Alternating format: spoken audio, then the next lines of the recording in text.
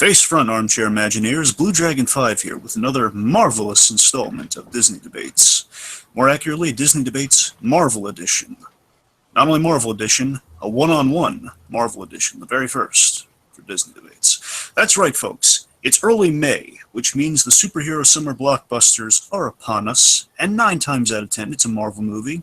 8 times out of 10, it's an MCU film. What's the correlation? Well, let's just say Disney has a stake in Marvel's success. That said, tonight's roster boasts the following questions. Best directed Marvel film. Coolest one-on-one fight scene in the MCU. Which MCU property should go to Disney attraction next? And a myriad of mystery speed round questions.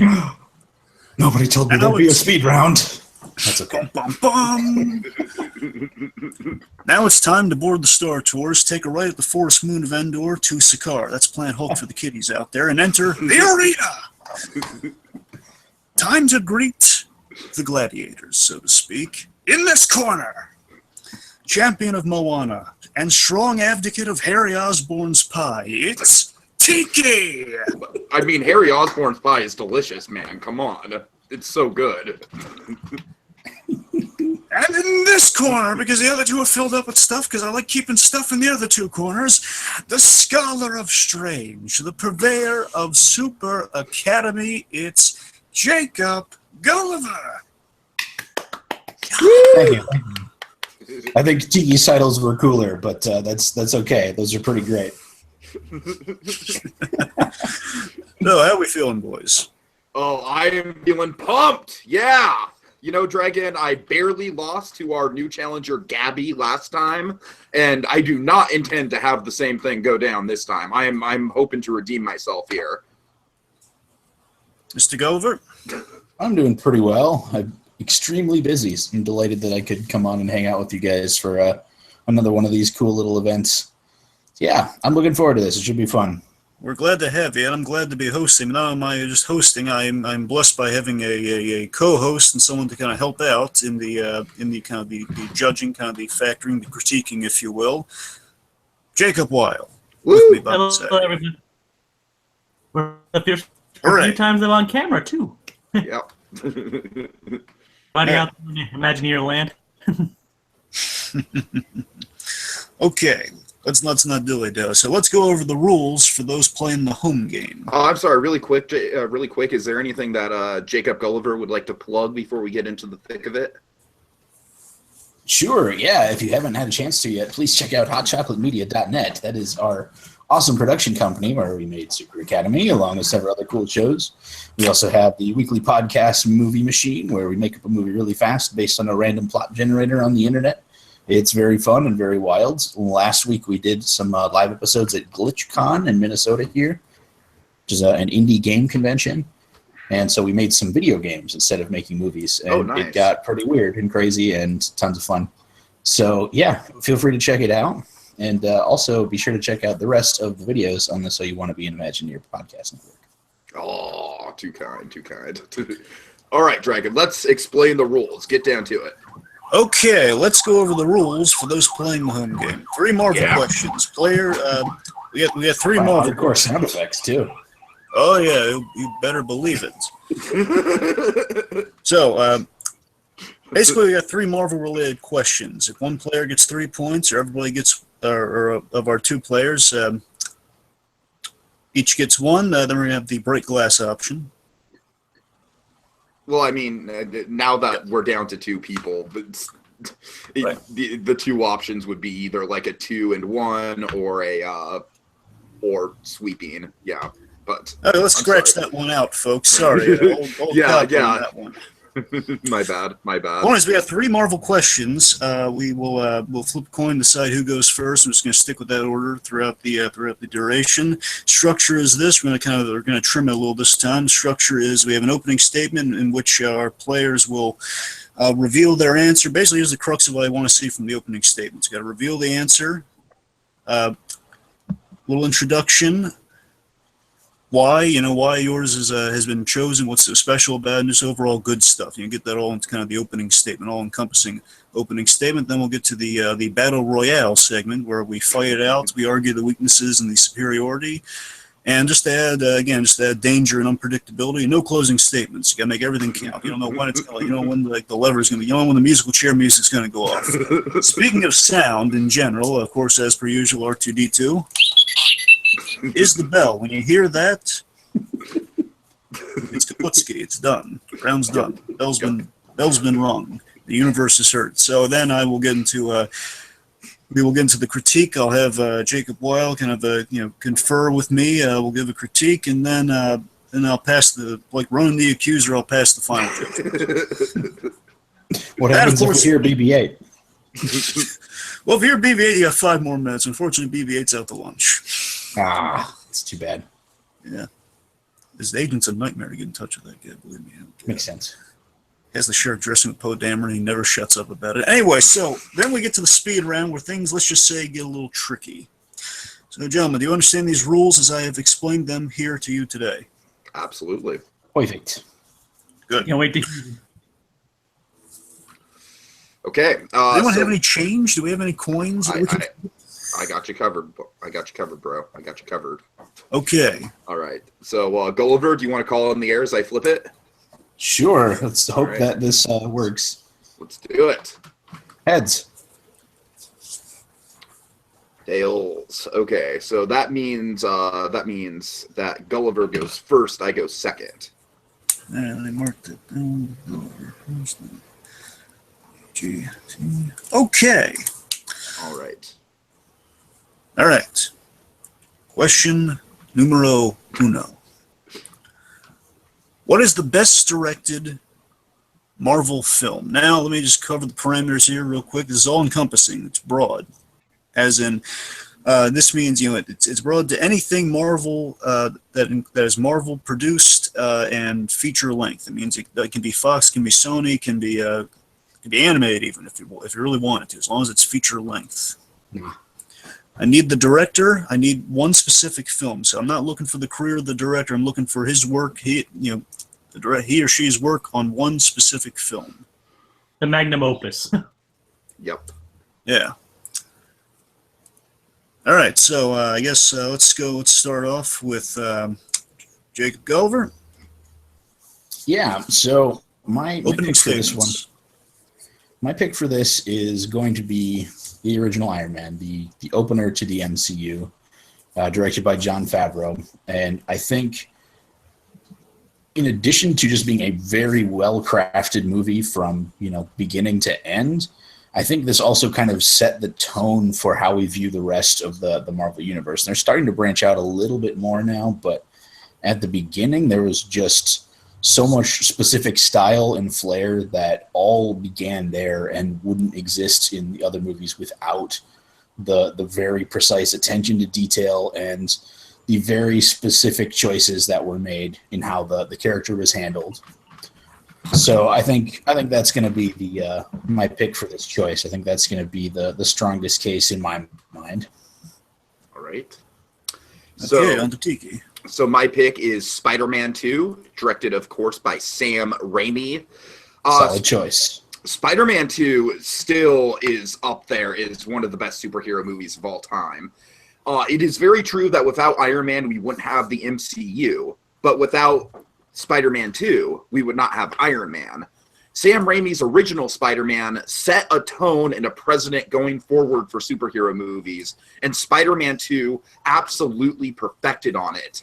Between the horror sequences of Dr. Octopus in the lab and the terrifying ways in which the claws interacted to him, between Peter Parker's struggles in his love and in paying the rent and in holding down a job, between the amazing train sequence, which not only contains some of the best action we've ever seen on film, but also one of the most gut-wrenching moments ever seen in a Marvel movie.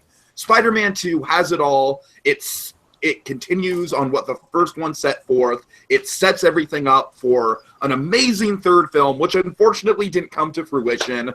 But by God, in the grand spectrum of the Marvel canon of movies in general, Spider-Man 2 is a critical linchpin that got things going in a very, very specific direction towards the tone that we'd hit with the MCU. Okay, well, we're about to fight it out in the battle royale. Please do not hold back. By fight, I mean let's metaphorically try to kill each other with words. You know, let's just go all out. Okay, so we have Sam Raimi's Spider-Man 2 versus Jon Favreau's Iron Man, the original. The last act of Iron Man flat out sucks. Shots fired. So. Shots fired, my friend. Shots fired. Sure. Look, Iron Man is a fun movie, right? Like, and it does set up a lot, but I don't know. I really do feel like the MCU didn't really get going until the first Avenger. And to tell you the truth, Gulliver, the first Avenger was going to be one of your choices. You were deciding between that. And I honestly think first Avenger really does go a lot more in terms of the style of setting up the canon of the films. Like, Iron Man is very much a weird sort of fringe movie where, yeah, it's like you have Nick Fury at the end setting up the Avengers and everything, and you have the Tony Stark tech, but really it's an interesting structure where like 90% of the movie is just sort of origin story, and then there's like a sloppy finale with a villain who is more cool just, like as a face, as Jeff Bridges than he is. Like, when the villain gets inside of the costume, he becomes less intimidating, and that's a huge problem for me with Iron Man. Sure. No, I can see where you're coming from on that angle. I think I almost would say that the villain in Captain America is weaker. It starts out campy, it ends campy. The character is very one-dimensional, the character of the Red Skull, and I found that to be part of the reason I went away from that. I agree that Jeff Bridges, when he's on screen, is very intimidating. I think that Iron Man does a better job of encompassing the whole of the character. Captain America is really like an origin story with like 20 minutes of actual Captain America shit in it, which is I love that movie. It's great. Yeah, sure. It's really a story about Steve Rogers with like 20 minutes of Captain America tacked on the end. So that's why I didn't go that route. And all right.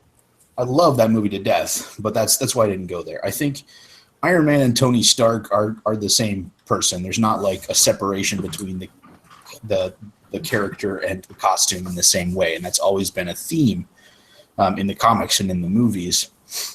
And I really like that we get to see all these different facets of this character as he's like growing and changing. We get one of the most in-depth character journeys from beginning to end. That's what I love so much about Iron Man.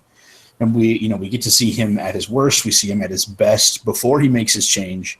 And then as, he's kidnapped and he starts to learn more and, comes back, we get to see his best and his worst after the fact and see how those have changed from point one to point B. So we're seeing all these different aspects of Tony and kind of learning about his growth and his process over all that time, which is it's to a level that just doesn't exist in a lot of Marvel movies these days. Not to say that they are good, but I think that's something that they could really benefit from a lot. It's a character study. It very much is a character study, and I'll give you that for sure. I just remember, Jacob, and this might be a taste thing, but I remember sitting in the theater opening night for Iron Man, and look, I've grown older, and my tastes have kind of matured since then. When Iron Man came out, I was still in high school. But I remember sitting there and being like, okay, this movie is just a lot of Iron Man, like, making the suit and tinkering with the suit, but not a lot of actual Iron Man. And that, like, it's an interesting structure. Like I said, like, you have the really good origin story at the beginning, and then you have, like you said, every facet of the Tony Stark character is on display. And, of course, let's give credit where credit's due. Robert Downey Jr., fantastic in that film. But like I said, there's a weird pace issue with the original Iron Man, whereas with Spider-Man 2, I feel like Spider-Man 2 is a perfect movie all the way through. I feel like every character, like you mentioned that Tony Stark is definitely a 360-degree character, but with Spider-Man 2, every character gets that arc. Peter Parker, he goes through the whole Spider-Man No More arc. He has a huge redemption arc towards the end of that movie. Otto Octavius is, of course, the most complex of the three villains that we got in the Spider-Man series. And, you know, straight from Harry Osborn, James Franco delivers like probably one of his most serious and least ironic performances, you know, before going full goofball in Spider-Man 3. And even like the small like one scene characters in that movie, like Mr. Raziz, the pizza guy, like they all stand out, you know, and it creates a fresh lived in world, a New York City that just feels like it's in the Marvel universe without being connected to like, hey, look, it's Nick Fury and the Avengers. You know, it's just like it feels like a lived-in comic book world without the ties to the MCU. Okay, now I'm gonna need two things. I need to hear more about Spider-Man 2 from Gulliver. I need to hear don't let Tiki kind of get one up on you there. So make sure we start taking some shots at Spider-Man 2 to keep it even. And also, guys, I need to hear more director talked about. I need to hear more music of a director. So I got to hear kind of what brings us to these things you're talking about. Sure. I will wholeheartedly admit that there are some amazing bits in Spider-Man 2, and I love Spider-Man 2. So I don't want to completely step on that as a movie. That's the challenge of the game, man. Here's what I will say, though. Alfred Molina is a treasure, and Alfred Molina is a treasure and must be preserved for all eternities. His role in that movie, we get to see the complexities that I was looking for, and definitely up there in top villains in a superhero movie ever. Mm-hmm. Amazing. The problem I have is not him. The problem I have is Peter and Mary Jane. Okay, here we go. I don't think they're anywhere as near compelling as somebody like Alfred Molina is. I love it. It's just campy. The dialogue is soft. It's just there's not as much like energy. There's not as much compelling, power coming from them the way that we get it from Alfred Molina, or the way we get it from say what you will about Willem Dafoe. His portrayal is campy as balls, but but he has an energy that rips apart everyone else in the room. And Alfred Molina has that same energy. And when I think of the scenes with like Peter and Mary, just like chemistry and just kind of these derpy high schoolish, oh, but I love you, it's cool, things are good, and like I don't care. The movie's totally direct. Yeah. Let's talk about director. The movie is totally directed to be like a derpy, like Sam Raimi. That's his style, man. He loves that sort of like campy dialogue and like really like hard on string, romance. He's allowed to like that, and Sam Raimi's a very cool guy, but I don't know if that's as compelling, not anywhere near as level as compelling as Robert Downey Jr. as Iron Man. All right. Well, like Dragon said, I think we need to get back to the discussion of the director. So, and as I kind of was touching on with my opening statement, I think that Sam Raimi, he did a very good job of bringing some of his personal flair into the original Spider-Man. But with Spider-Man 2, he just absolutely, this is straight up, some of those scenes, of course, the one I mentioned earlier, especially the Doc Ock being born sequence, basically feels like something out of Evil Dead. And then, like I said, other than that, I feel like Raimi has a really, really good grasp on crafting a New York that feels real and lived in.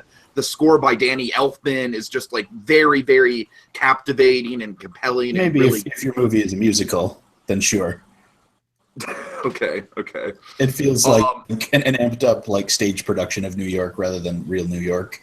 There'd be a lot more it's a comic book. It's comic book New York. Do you think? Okay, hold on. Do you think they're gonna actually show gross hobos and what? Do we see that in the MCU, Gulliver?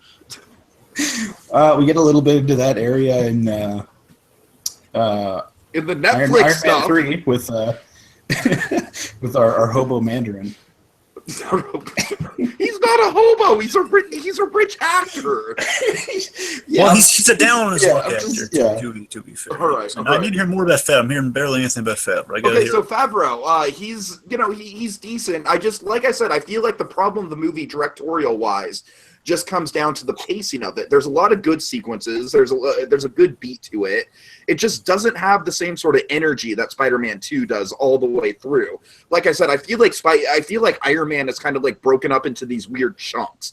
Like we have the sequence in the cave. We have him tinkering with the suit in the garage for like a big chunk of the screen time, which I still think to this day is a problem with the movie. Like, as compelling as Tony Stark is, he's, you know, it's like he can carry the film, but at the end of the day, I just feel like the film is, for something that kicked off the entire MCU, the film is surprisingly light on action and like really takes its time. And yeah, granted that can be good for character stuff, but I don't know. I just think it's I don't think it plays as well as some of the other movies that we got going forward in the MCU.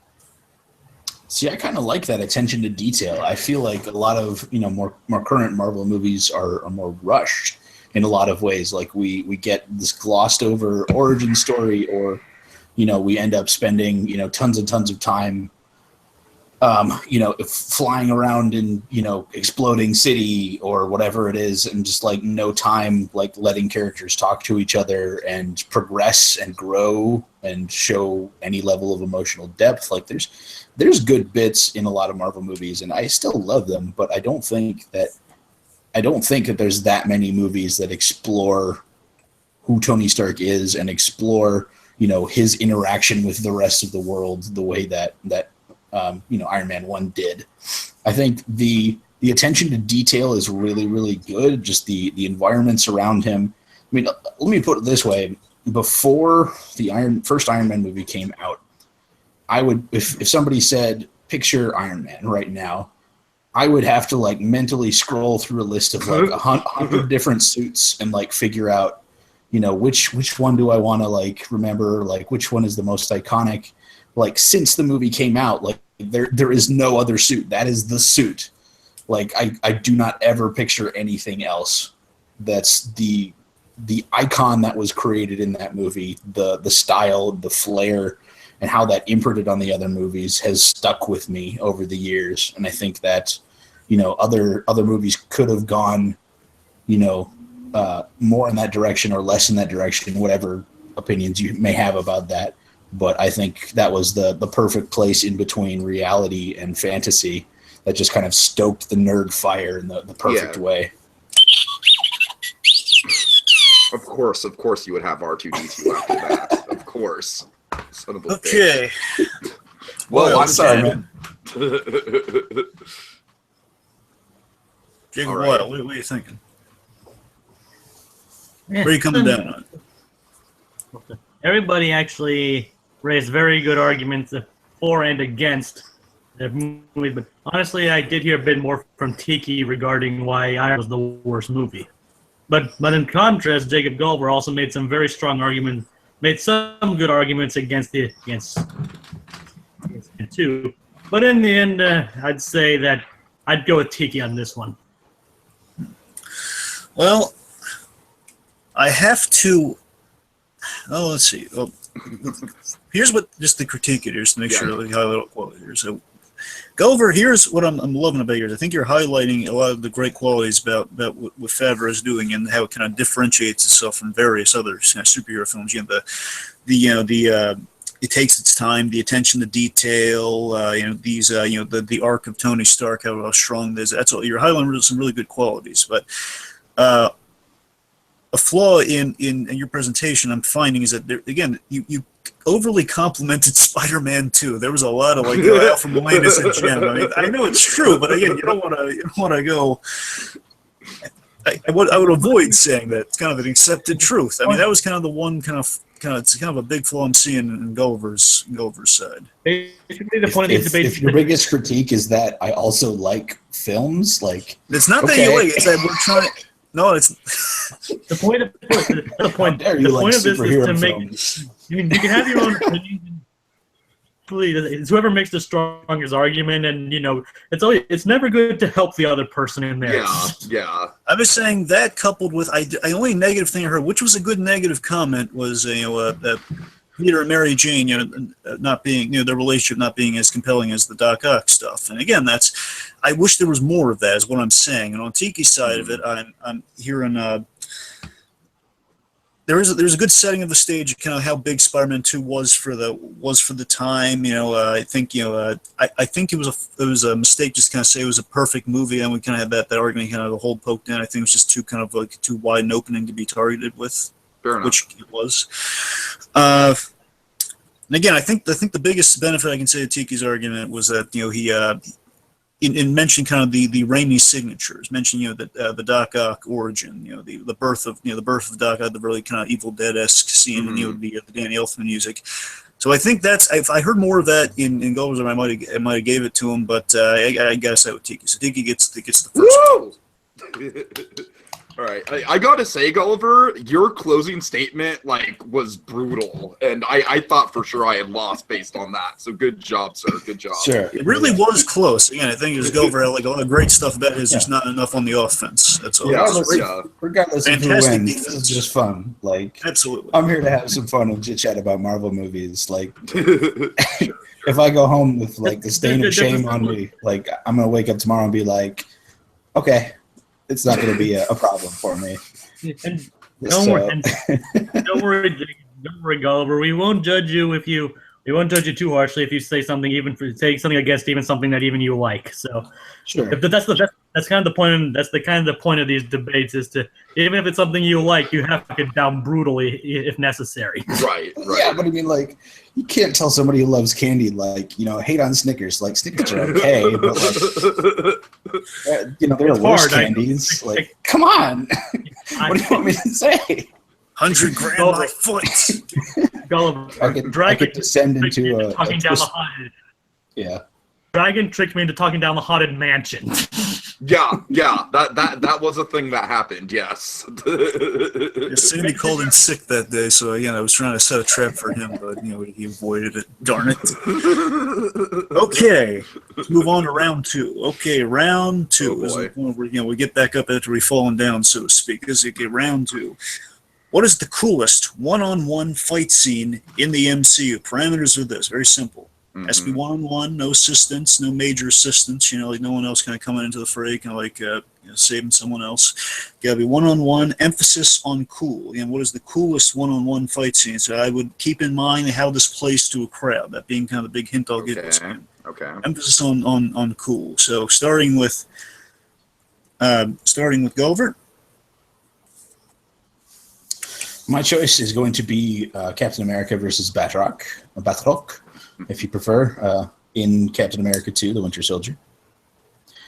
This is a fight that I think there needs to be more of in the MCU, because it is a fight that is just so well choreographed, very, very tight, very, very clean, but still with a very clear objective in mind the whole time. I mean, there's lots of scenes where we have big swinging around and there's lots of, faceless Power Ranger putty monsters or creatures or whatever it is. That's the disposable man bad guy in movies where the heroes are ripping them apart, which is whatever. It's kind of what you expect, but the whole fight has clear objectives from beginning to end. Batroc is trying to remove Cap's shield at the beginning, and then he gets him to remove his helmet to make a an honor statement about it, and it's this great dialogue, this interchange between two really talented fighters the whole way through.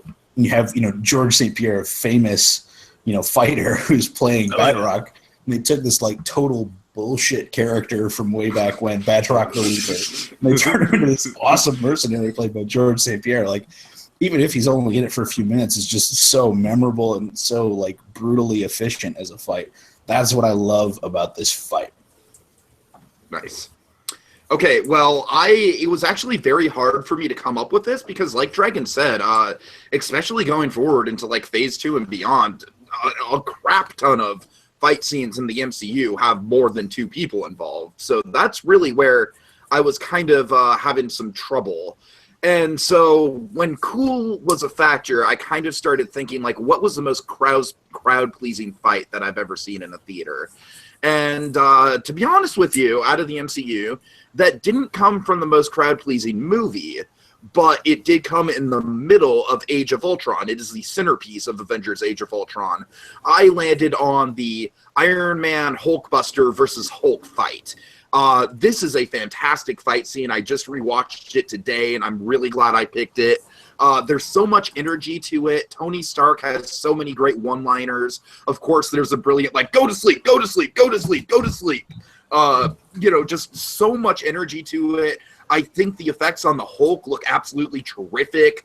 The scale of him on the buildings, it's very fast-paced. It's really well done.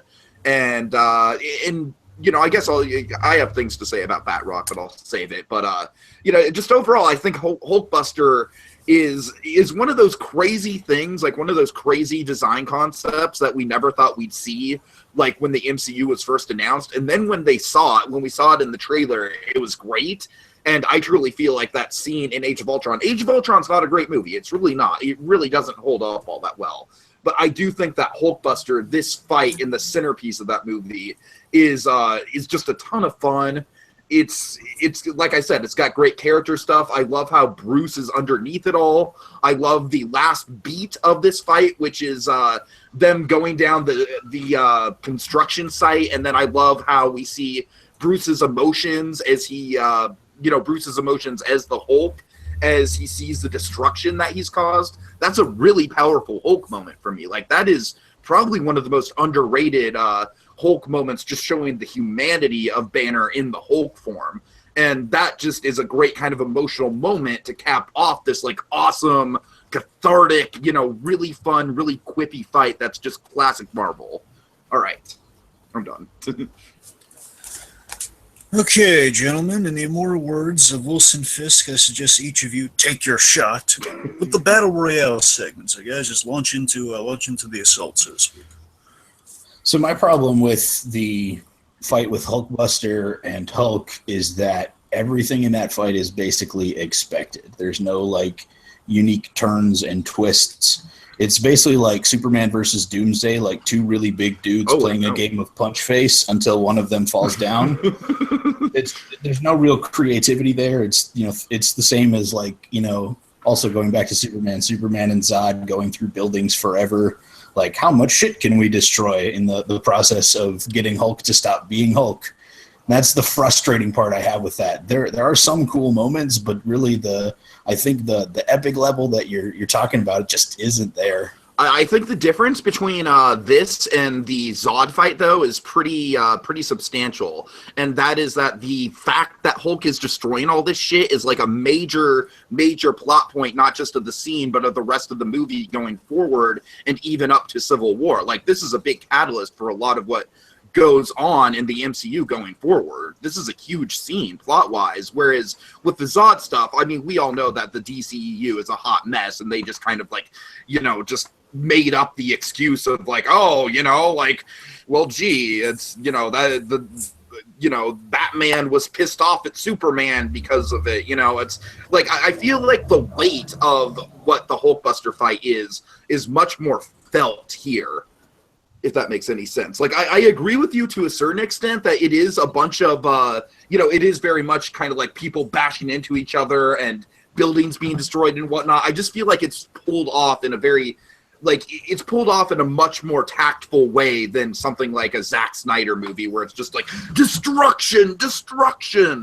And I guess the big difference there, too, besides the plot stuff, is also the character stuff. As I said, Tony and Bruce are science bros in this movie, and Tony genuinely doesn't want to have this fight, and he's trying to talk Bruce down throughout the whole fight. And I think that's an incredibly compelling, story in the middle of this crazy fight scene. Except that you said before, like, the witty quips and stuff were lines like, go to sleep, go to sleep, go to sleep, which is funny, but I don't know if it's necessarily witty. I think he references the fact that there is civilian damage grand total of once, I'm pretty sure, when he's like, I'll put him in this building where he'll be away with people. Well, I'm not talking about the context of the scene itself. I'm talking about, like, the aftermath of the scene and going into, like, how... Sure, but if it's the aftermath, then you can't call that as the catalyst. I'm just saying, like, Tony doesn't leap in front of anybody. He doesn't actively dissuade Hulk from going after anything particularly explodey. I don't think that's quite the level that you're looking for there. Okay, let's not get to say into, that it's not fun when they throw each other through buildings, but like 2 times is enough, and it happens like 10 more times. All right, let's get into Batroc. My problem with Batroc is that honestly, it just feels a little inconsequential to the movie, which is why I picked Hulkbuster, because Hulkbuster was kind of this big build-up between friends and whatnot, whereas Batroc, like you said, they picked just this random kind of like crappy villain and pluck them out of the depths of obscurity just to have. And I will agree with you, Gulliver. It is a very well choreographed fight. It honestly feels like something that's more akin to the Marvel Netflix universe than the MCU with the fight choreography, especially something like Daredevil. Certainly not Iron Fist, but definitely Daredevil. But like I said, my problem with it is it just happens like it goes by so fast. You barely even really get who this guy is before the fight scene really takes place. And then it's kind of just quickly forgotten about. Like I said, I think the big meat of the Hulkbuster scene is, A, the fact that it's like 2 best friends going at it with each other and Tony's desperately wanting to stop the Hulk. And B, like I said, like say what you will about like, the ramifications, like, you know, it's like I certainly think the events of the Hulkbuster scene set a precedent going forward in the story of Age of Ultron and beyond of, you know, the government wanting to look further into the Avengers and not setting the stepping stones to Civil War. Whereas, like I said, I think the Batroc stuff, it's good, it's a solid choreography, and I do agree with you that we could use more fight scenes of that style in the MCU. It just honestly doesn't stand out to me. Like, I had to look up who Batroc was. And I don't know, like I said, I think there's better fight scenes in Winter Soldier. I think the Bucky versus Cap on the Hello carrier is a far better scene, a far more memorable scene with much more weight behind it than Cap and Batroc. Anything in defense? That's all expected, though. Yeah, what I love about Cap versus Batroc is that it's unexpected. Like in any other situation in a Marvel movie with like a group of mercenaries or a group of like captain characters, like I think of Thor 2 where the really big dude shows up and everybody's like, yeah, he's gonna take down Thor that we can't kill, and then he just like kills him in one hit. That's what I expected walking into that fight. Like, oh, the big scary mercenary is going to show up and Cap's just going to punch him in the face, and then that'll be the end of it. But instead, we get this like very precise, tight fight, and like this moment of like honor between 2 really skilled fighters in the middle, where Cap is like, okay, this guy's not a dick. Like, I'm going to treat him with some respect. I'm going to take off my helmet and look him in the eyes. Like, that's an incredible moment in a Marvel film, and it really shows something deep about who Cap is. And then the end of the fight, Batroc gets away. We don't know what happens to Batroc. He throws a grenade at Cap and Natasha, and we never see Batroc. That's kind of one of my problems, Gulliver. It's so fucking cool. Like, that never happens in Marvel movies. You got a fact check something for you guys. We do know what happens to Batroc. He is taken in he's interrogated by the directors, believe it or not. He's interrogated by S.H.I.E.L.D., so they did in fact capture him. But do we see that in the movie? Yes, we do see that in the movie. Okay, fair enough. At what point? We see it right in the scene where Cap's talking to Pierce, talking to Robert Redford's character. He puts it up on the screen like they're interrogating what happened. That's how they got the Nick Fury information. Okay. Little fact check. Okay. All right. Let's see. I mean, I definitely can agree with you that the fight scene it's well choreographed and it is kind of unexpected. But like I said, I just think in terms of memorability, I think you're really just kind of going with a personal taste thing here of, you know, like it's just a really well done. I like great fights. Yeah, but what I'm saying But what I'm saying is that I feel like my fight has much more weight. Again, I want to call attention. This blew me away when I rewatched it because I kind of forgot about this moment. But I want to call attention to Hulk's reaction to the destruction at the end of the fight, because it is one of the most moving and heartbreaking scenes that we ever see the Hulk in the MCU, where he's just so full of remorse. Like, you totally see Banner show through in that moment. And I feel like that says volumes of what I'm trying to say of the ramifications going forward that this fight entailed.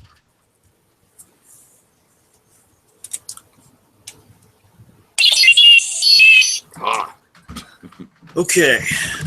Let me before we consult with Jay Well, let me weigh in on some stuff, and then we'll hear from him, then we'll reveal some results. Okay, so you Start with Gulliver. So Gulliver, I think it really sold kind of the cool factor with the unexpectedness. How it's they have that great unexpected character, but like the whole like what a man with. Are you just a man with a shield? And then, of course, he takes the helmet off, saying he's not going to fight with the shield. That moment there, which you highlight, and that look in the eyes, man. Again, that's really cool, and I expect kind of like a Bondian thing in a Marvel movie almost.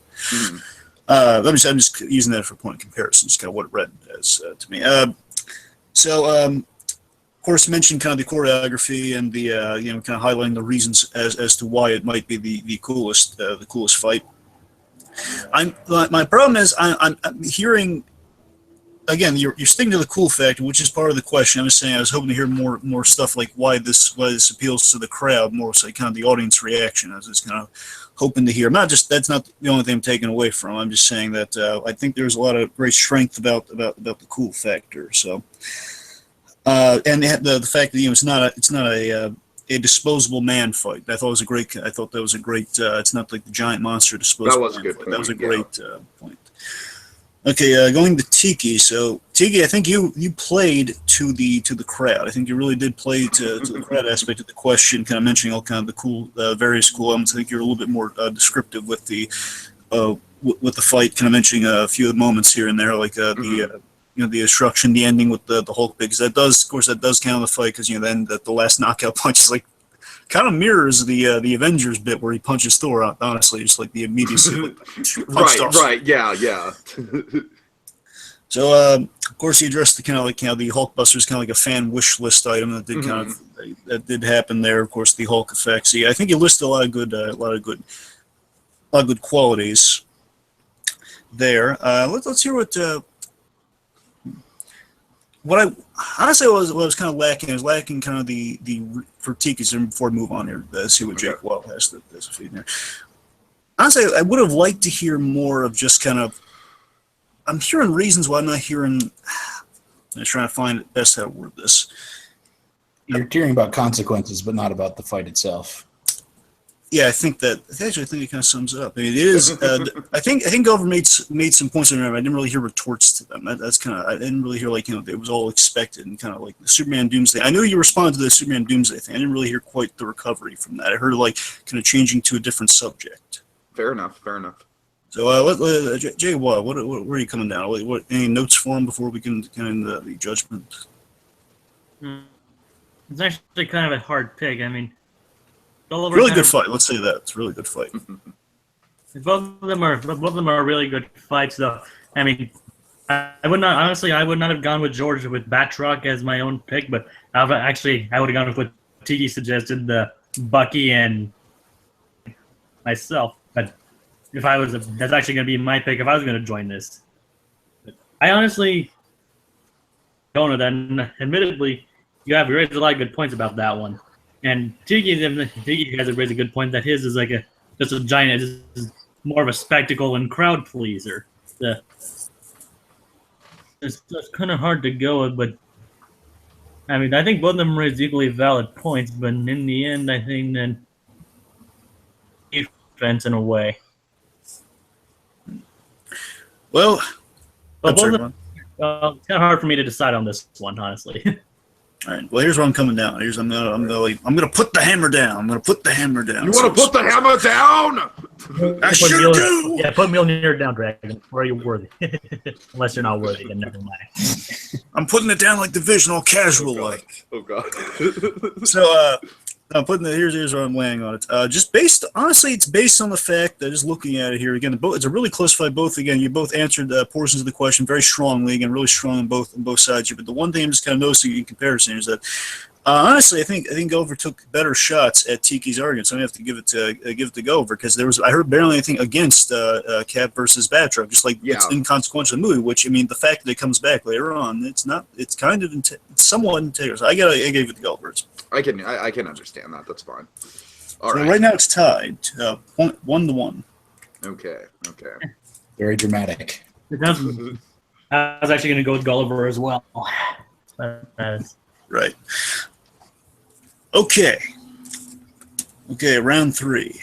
Ready for this? Round 3, the decider. Well, not really a decider because only two players are over. They're both going to the next round, so we know that much. Right. Okay, so in honor of Guardians of the Galaxy Mission Breakout, which is coming, Tiki, is it coming? It's coming to California, right? California Adventure, yes. Right, coming to California Adventure. I can confirm that Disney World still just has the regular Tower of Terror. Yeah. Yes. So in honor of that coming to Disney real soon, actually I want to say about what is it, like About 2 16 weeks. days? Yeah, about 2 weeks roughly.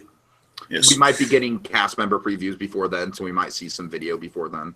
It arrives on my birthday. So here's the question: which Marvel Cinematic Universe property should get a Disney attraction next? In the frame of Guardians of the Galaxy, now is an attraction there or a forthcoming attraction. What other Marvel property should get an attraction next? So anything. Basically, this is really a broad to interpret one. So like anything, you can do anything you want, just as an attraction, just as long as it's not a land. It has to be one singular attraction. I need like a vague concept. So you don't need to have the whole thing worked out, but if you did, it would help. And I really want to hear the crux of what I want to hear is why this property, why this whichever character or property you've chosen should be next. Why this one deserves to be next, and just kind of give me like a general idea of what you would like as this attraction. Okay, Gotcha. Go. So I'm going to go with Doctor Strange because I'm very biased. I've loved Doctor Strange since I first saw Doctor Strange, and I think what I love about Doctor Strange is the flavor of everything that surrounds him. Mystic, pan-dimensional spaces. I think I'm kind of picturing, rather than like rides or like specific attractions, I'm picturing like this huge space with all these different like places within it you can go, kind of like more in the vein of like the Harry Potter, but without so much of like the commercialized, buy our wizard game bullshit. Right. Stuff. Yeah. So like shots fired. this kind of huge space with like all kinds of things you can interact with in like strange spaces. You could use like great lighting and old school smoke and mirror tricks to like make distances seem farther or closer. Play with like people's perceptions of like mind and space. Hyper modernized, high technology. Funhouse, essentially. That's kind of what I'm going for. Like take the old school ideas and just take them to like 21st century top tier production values. I think it's so imaginative and wild that just like interacting with it and walking around in it would be an experience of its own. It's like going to an art gallery that's on another planet. That's my vision for this idea. Now, I just want to clarify, just to make sure we're on point here. So you're essentially, it sounds like you're saying basically, what if the Sanctum Sanctorum were like a fun house you can go into? Is that right? Yeah, I mean that sounds freaking awesome to me. Just want to clarify, just make sure it's like one singular thing and not a land. Okay, Gotcha. Sounds all good. Right. I'm picturing this like big space you can interact and walk around in with kind of like the cool, Jack Kirby and Dick Steranko spaces with like 70s album cover. Yeah, like pan-dimensional like planetscapes and weird cool stuff that looks otherworldly that you can walk around and interact with. And that's kind of my general vision for the whole thing. Okay. Well, folks, let me spin you a tale about why Captain America absolutely deserves and needs to be the next Marvel attraction. Captain America was the Marvel character that started it all. He dates back to the 1940s. He is the one. He is the ambassador of the entire Marvel Cinematic Universe. Not only that, but I feel like Captain America is a character that can fit into so many different genres and so many different realms that an attraction based off of him could have a lot of different thematic elements tied into the MCU. So what I'm picturing for my Captain America attraction is actually something that's set in the 1940s. Let's explore that timeline a little bit more. Let's explore the first Avenger timeline. Because one thing Disney is really good at is setting time and place. So if you have a very specific setting, like World War II, and granted, this wouldn't be its own land, but I could see them like putting it in, let's say, Liberty Square in Magic Kingdom, or in Epcot in the American Experience, or something like that, where it's very much tied to the American theme of it all. And so essentially what my attraction would be like, the exterior and what you'd walk into and the queue and everything would be Stark Expo 39. or whatever year Stark Expo was in Captain America: The First Avenger. I'm sorry, I don't quite remember. Can someone help me out with that? Well, if I'm right, I'm just trying. I keep going to the opening of the First Avenger with the Red Skull thing, which I want to say was in '42. So I forget like how many years after that's if that's even the same year or not. But it's Okay. like 42, which Cap was created in 41. I think the movie set around 42, 44. Okay, sure. Let's just call it Stark Expo 42. So you're wandering around Stark Expo 42, and of course this is all just the queue, and you're seeing kind of this like retro futurism, and you're kind of like, and that gives you of course a taste of Iron Man, kind of other things within the MCU. Then you go into something that's very, very specific. You go into a Captain America museum. Now, keep in mind, I actually kind of want to adjust this a little. I'm sorry, but so let's say that this is like 1950s. This is like the 1950s Stark Expo, and you're going into the Captain America Museum. And of course, the Captain America Museum has all kinds of different Steve Rogers memorabilia. It's kind of like the Carousel of Progress in a way, where you see different time periods of Captain America. So all the Expo stuff's been thrown out, right? Oh God, I am. So you change that. I'm just tracking it here. So the Stark Expo 42 is going there, just in the 1950s Captain America Museum. That's your attraction, right? No. I'm saying the Captain America Museum is in Stark Expo in the 1950s. Okay. So in the 1950s, of course, you'd have even more of that kind of like retro futurism, like kind of optimism vibe to it. It'd be post-war. That's the idea. This is going to be kind of an attraction that travels back in time to some of Cap's greatest adventures and greatest journeys. And so the Captain America Museum is a good kind of transitioning point into that through the Stark Expo. And why not? Let's just say Howard Stark invented time travel. Why not?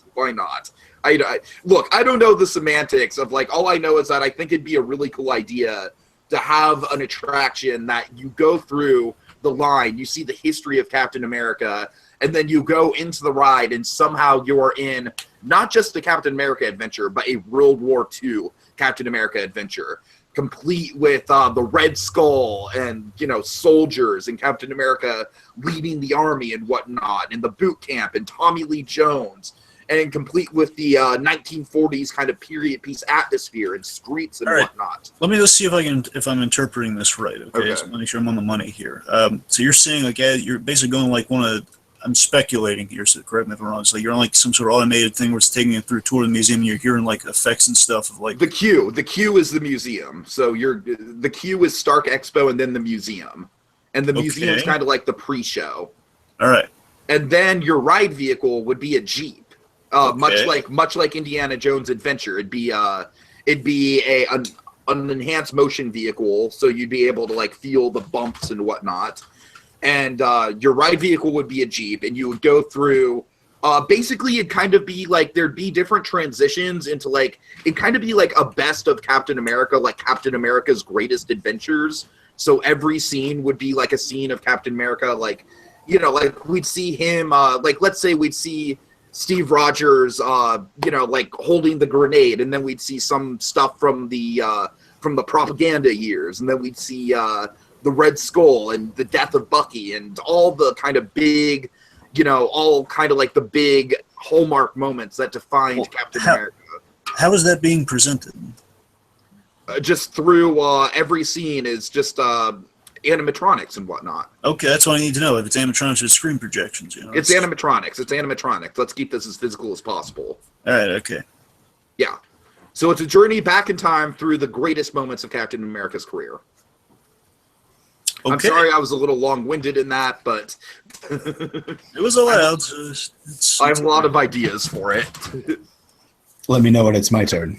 Let's do it. Okay, so I love me some Cap.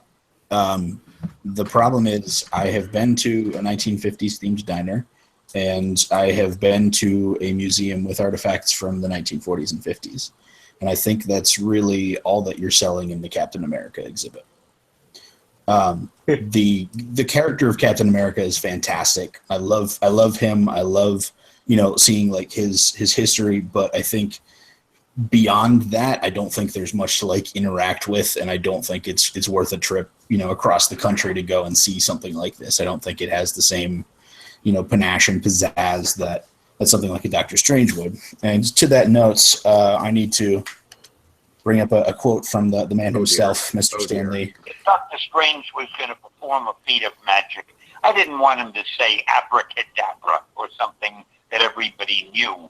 So I would make up things like, by the hoary hosts of Agatha, so let it be.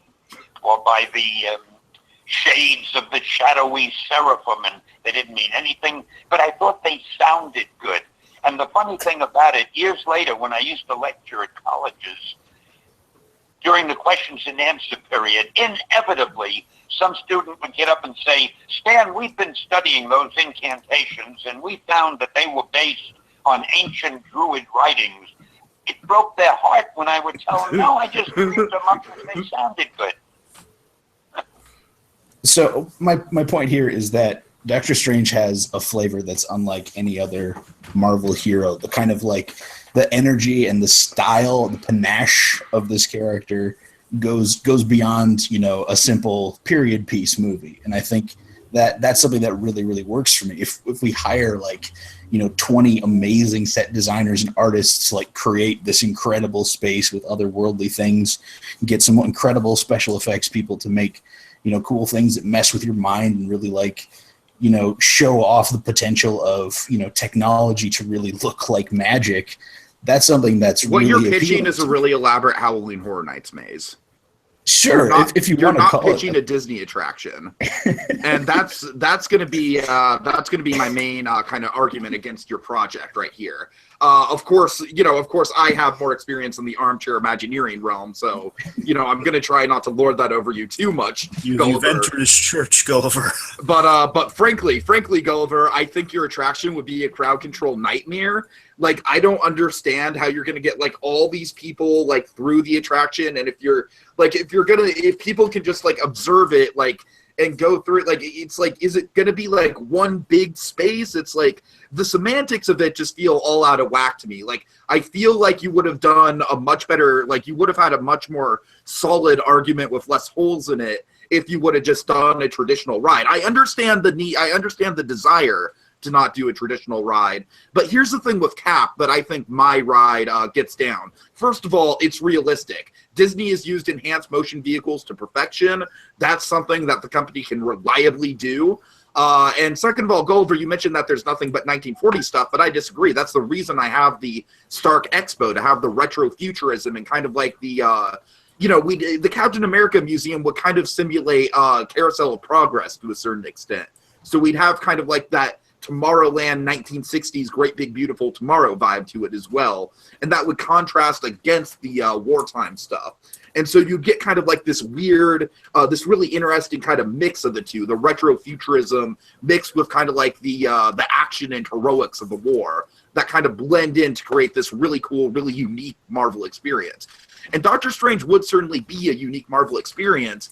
I'm just, I have so many questions about the semantics, Gulliver. So many questions.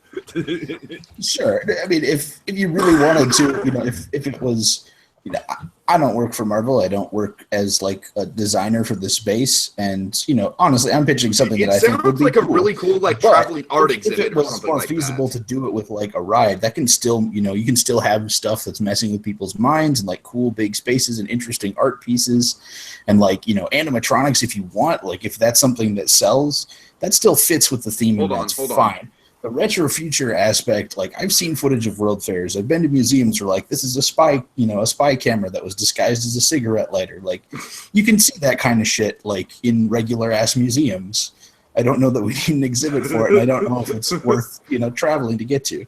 Now, to be fair, I live in Minnesota, which is like as far away from a Disney attraction as possible in both directions. Right. So the number of times I have been to something on this scale is maybe once when I was like 4. So if you're talking about semantics, like whatever, I just think that there's a lot more interesting things to explore in the Doctor Strange space.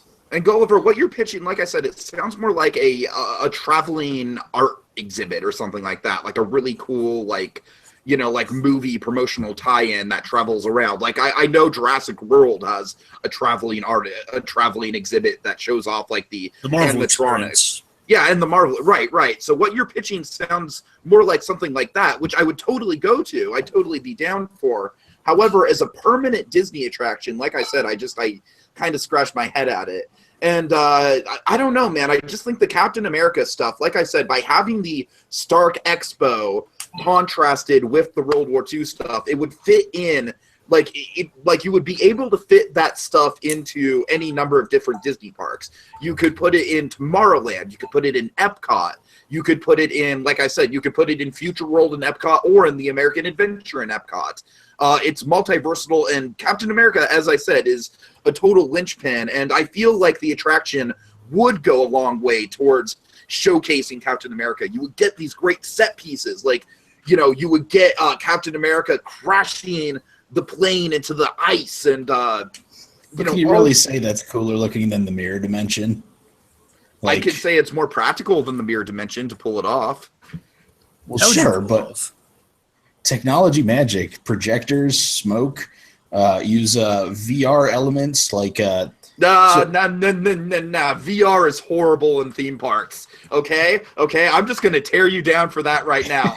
I've witnessed it firsthand. VR is a freaking nightmare. I don't need it. We don't need VR in theme parks. See, I'm asking, how would you pull off showing like these big set pieces from Captain America, especially just focus on this one? Like, how would you pull off the Cap landing? Basically Cap falling into the ice. How would you? Oh, that's easy. Have you ever like King Kong? The King Kong attraction used to have, and this was like way back in the '80s. Used to have a straight up helicopter just crash right next to the tram.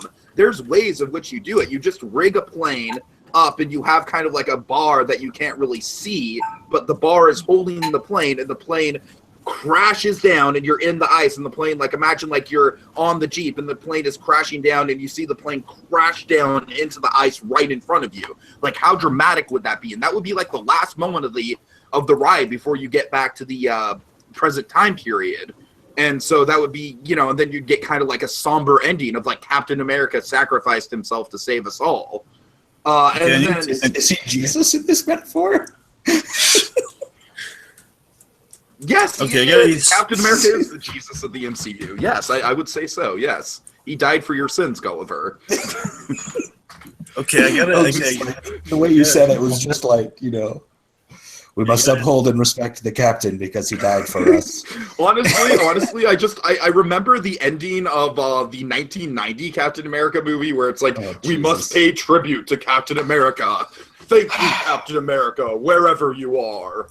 I think, the one, before we wrap up, just one last thing I have to say. The one thing that would have made me like your idea more would be if there was like a swing dance hall where you could dance with somebody who looks like Haley Atwell, but that was not part of your pitch. How is that practical? That's not practical at all. Okay, hold it. I gotta clarify two things with each before I can go any further, okay?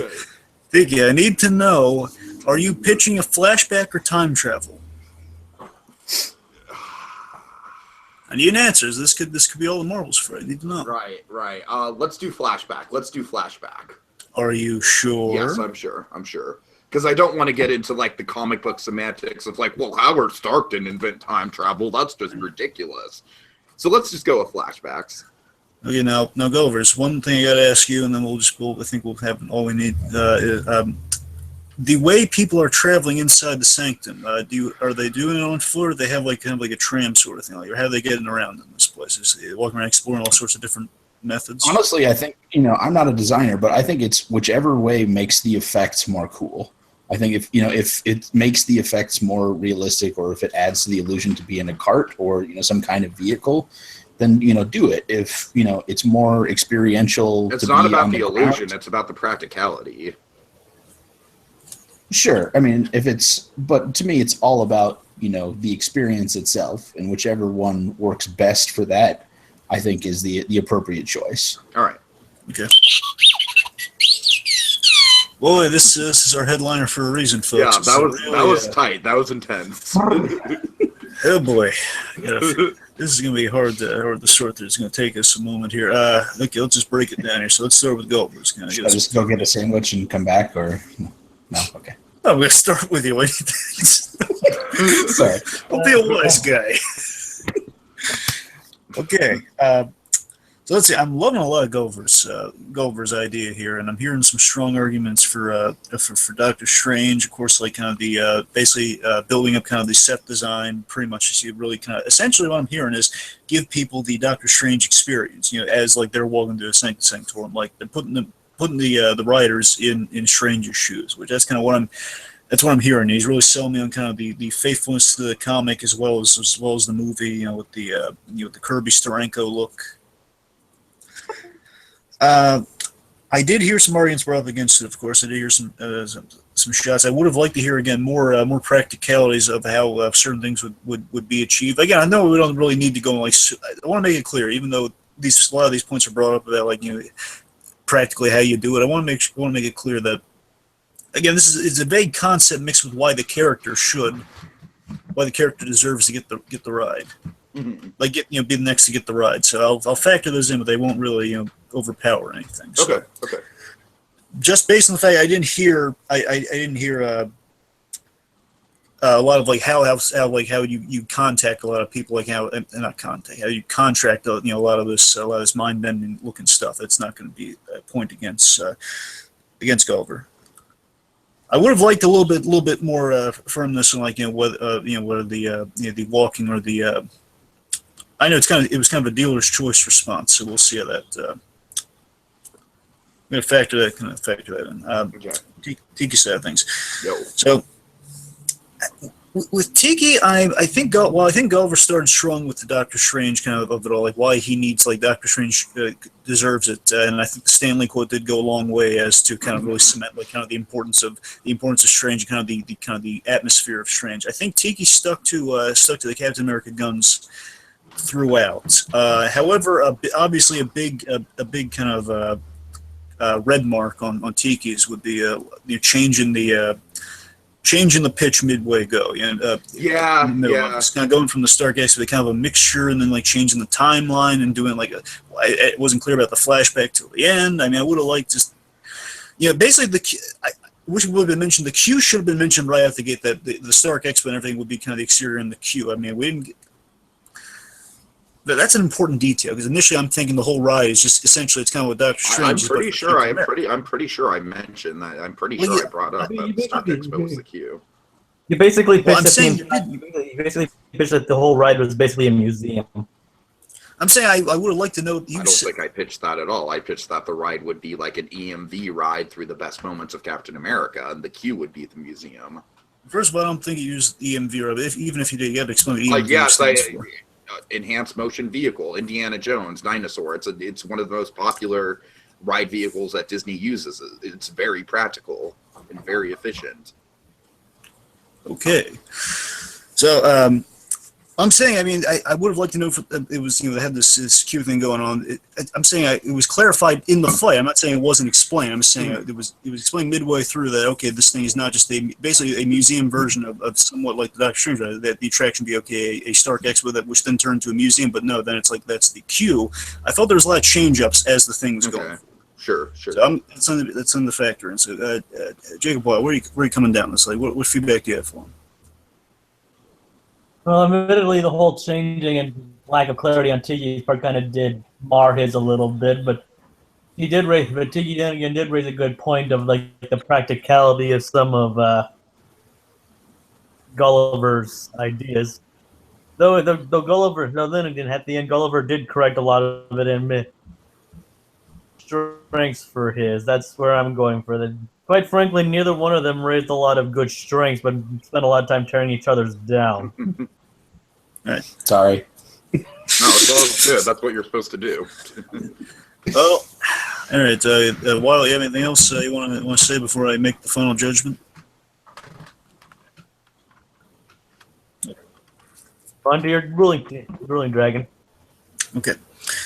All right, here's where I'm coming down on it. So a big thing I noticed in the fight is that I think Gulliver had a lot more. Tiki did argue practicalities, and he argued them very well.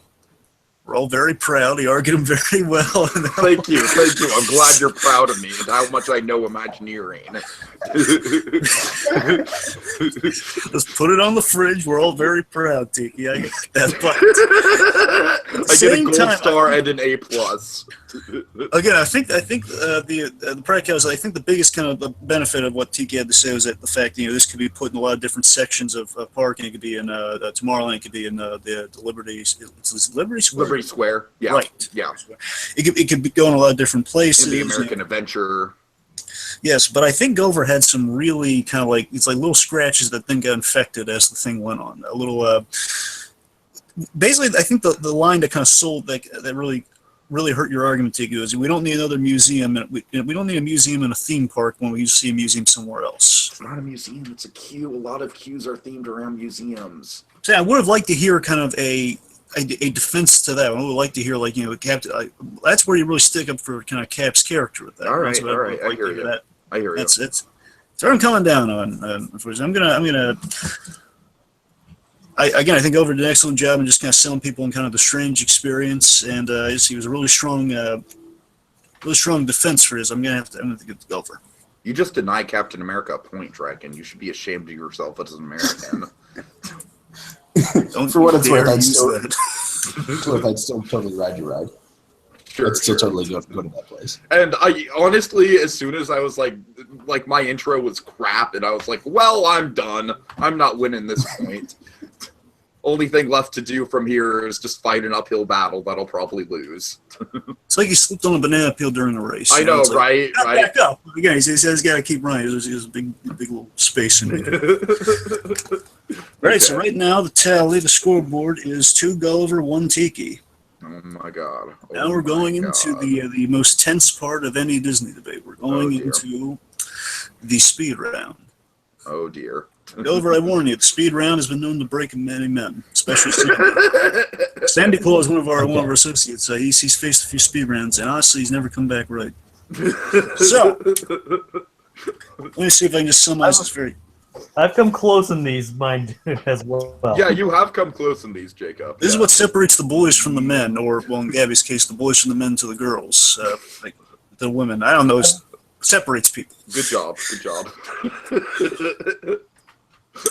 So it's essentially here's how it breaks down. Go very simple. Is that there's a timer here, and when you hear the R2D2 sound, that's a reminder, as well as when the time runs out on the screen that okay, time to speak is over, and we're going to go to the next time segment. So basically, it's a sandwich here: 30-second opening, 15-second rebuttal. That's where you get your shots in. And a 30-second close in which you either make any more good statements to yours or any more like real digs against the other guys. 30-second closes. Let this swing wild. So again, 30, 15, 30. You got that? Sounds good. 30, 15, 30. Sounds good. Sounds good. Okay. And also, can you explain the who goes first and whatnot, Dragon? Oh, yes, that's important. Yeah, So, yeah. One other thing explaining to Gulliver and the folks at home playing the home game is that when, essentially, whoever speaks after I say the question, should wait till the end of the question. If it's like a question that's asking you to make a choice or pick someone, whoever speaks first has to go first, or whoever says the one that of the two that are mentioned. Like I might mention 2 names, you're gonna have to pick one, and whoever picks one first goes first, but they get theirs first. You understand? I guess so. I'm nervous now, but whoever speaks first gets to pick. That's kind of even if you take your time and think about it. Again, the other guy might take yours, but at the same time, that guy's gonna have to go first with all these time limits. It's a catch-22. All right, so Speaks first goes first. Okay. Yeah, so I guess we're. I'm so stoked. I'm so stoked. Of course, no one knows what these questions are because, of course, No, they've been randomized. They've been kind of debated upon. So again, no one knows what these are except for Moy. Okay. So, question numero uno. You ready? Yep. There'll be 5 speed round questions, by the way, unless there's a real tiebreaker scenario, which we'll have one. To both of us, or Yes, you and Tiki. okay. So and then we each get a chance to go. Yes, or are we talking over each other? Yeah, well, each of you will like 30 seconds, and the other guy gets 30 seconds. good. 15 seconds, and the other guy gets 15. Yeah, you get it. Okay, cool. Okay. Question number 1, first speed round question. Oh boy. And remember, whoever says it first, and you gotta wait till the full question's done. Okay. Best Stan Lee cameo ever pre-Guardians of the Galaxy Volume 2. Not counting that one. Big Hero 6.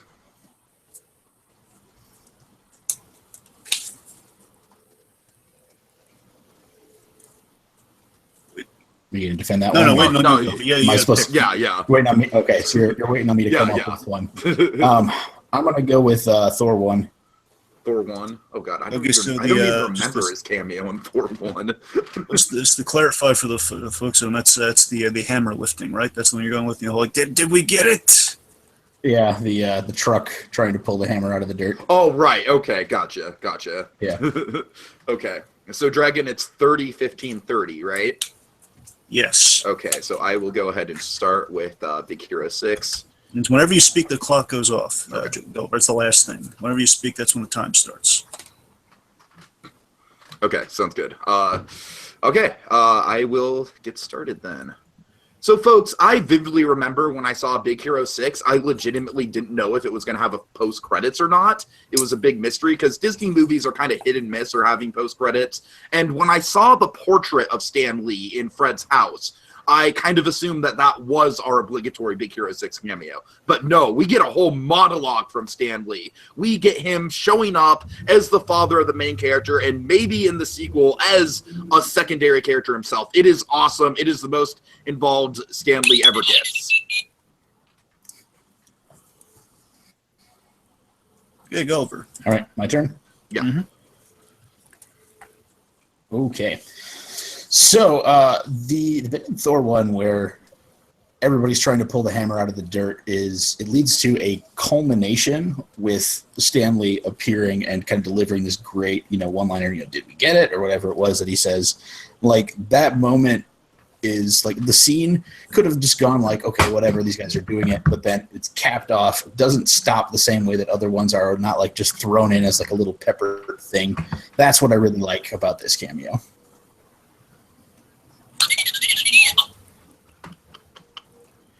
Okay, rebuttals. 15-second Oh, rebuttals. sorry. Jacob, your cameo is like Stan Lee reacting something and giving a clever quip, and that's something that he does in like practically all his cameos. This is him delivering an epic monologue about superhero underpants. How amazing is that? This breaks new ground! I don't remember all that much about Big Hero 6, except that it was a rehash of the plot of Iron Man 2. And so I don't really know that your cameo sells all that well, other than it was a good moment in a pretty bad movie. Oh, jeez. God, you didn't need to hit below the point there. I like Big Hero 6. That hurt. Okay. Sorry, man. If you want to talk about the comparison between Iron Man 2 and Big Hero 6, we'll talk about it later. Okay. Okay. All right. Yeah, as I said, Stan Lee, basically all his cameos are just him showing up and quipping. And with Big Hero 6, it not only makes him the father of the main character, or one of the main characters, it also subverts expectations. Like, holy crap, his cameo isn't just the portrait. It's him, and he's got a whole monologue. Oh, my God. And it also sets up Stan Lee could be a supporting character in the sequel, which is such a ridiculous and exciting prospect. I genuinely hope that we see Stan Lee in the series. It's just a really cool, really nice bit of fan service. The thing I really like about the Thor cameo is that the character, Stanley caps off a scene that could have just been a throwaway scene. He turns it into something that's more memorable and more exciting. There's so many Stanley cameos where it's just like they cut to him once in the middle of the scene and he has a one-liner, but there's not really any other purpose for that scene to be there. It's just like tossed in. And that's the part that I don't like, but what I think makes this one stand out. I'll see the rest of my time. Gulliver being cocky, just not even using all his time. Ooh. Okay. Nasty tactic. Well, where are you coming down on? Shit, I realize there's a better one. Well, okay, too late now. Jacob, where are you coming down on? This is actually pretty interesting, though. I mean, like, I honestly think Tiki made the stronger arguments for his. I mean, arguments for his, though. I mean, that's pretty much all I have to say about this. Tiki, like, arguments made more sense, and like, why the Stanley cameo in 4 was just like more of a throwaway instead of like, well, technically they're kind of all throwaways in a way, Except but for the Big Hero 6 one. Hero 6 one's kind of is a throwaway considering it's at the end of the credits, but still, I still I'm realizing. Yeah. Go ahead. What are you realizing? I'm realizing there's a better one that I should have picked. Yep. That will happen. But Yeah. go Tiki on this one. Okay. Well, here's where I'm coming down on. I'm going to have to, based on the fact I really didn't hear, I didn't really hear enough against Big Hero 6. I just heard like kind of it was about the movie versus the. I heard again. I heard something against Big Hero 6, but not against the Big Hero 6. Big Hero 6 cameo. Because let's face it, both cameos. I mean, they're as well pointed out there. Thor's not exactly a spring chicken of a Marvel movie either. Well, the point is. Yeah, but you said I had to be mean to win. Well, keep in mind this can backfire because I was like, I think I saw that on a wartime poster once. You have to be mean to win. I was famously like, I famously took like a really harsh shot against Walt Disney in a debate last debate, and yeah, that didn't turn out so well for me. Yep. No, the point is, looking at both of these choices, they both are kind of coming at the end of something. One's at the end of a scene, one's at the end of the movie. They both are somewhat, inconsequential. But I think Tiki highlighted more reasons, more. Yeah. I think Tiki talked about his more. However, he did get repetitive at the end. Though he kind of repeated what he said. Yeah, I hear which that. is what happens on speed round. It's just, everyone gets panicked the last couple seconds. Right. However, I want to commend. Give it on to Tiki. He deserves it. Sure, I want to commend Gulliver. I think he saved his the most towards the end. I think that's where he kind of made his points. I think he didn't falter during it. He kind of stuck to his guns. Okay. So I'm giving it to Tiki. So it's tied right now. It's 2-2. 2-2. Okay. Okay, next question. Let's see. Oh, this was a good one.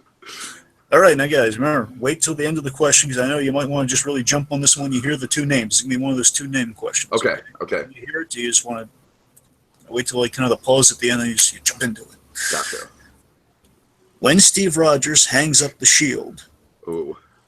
who should become the next Captain America? Bucky or Falcon? Falcon. Damn, that was so safe. Tiki said it first, and Tiki gets Okay. You ready? So As I'm gonna be.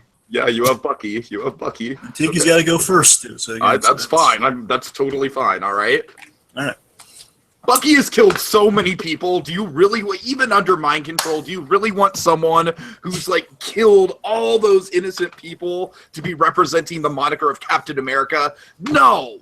Falcon is a good guy. He's a humble guy. He stands for what's right. There's a reason why him being introduced to Captain America is the opening scene of The Winter Soldier. It sets the stage so well, not just for Cap's character, but the MCU going forward. He's the perfect person to fill Cap's shoes. Absolutely.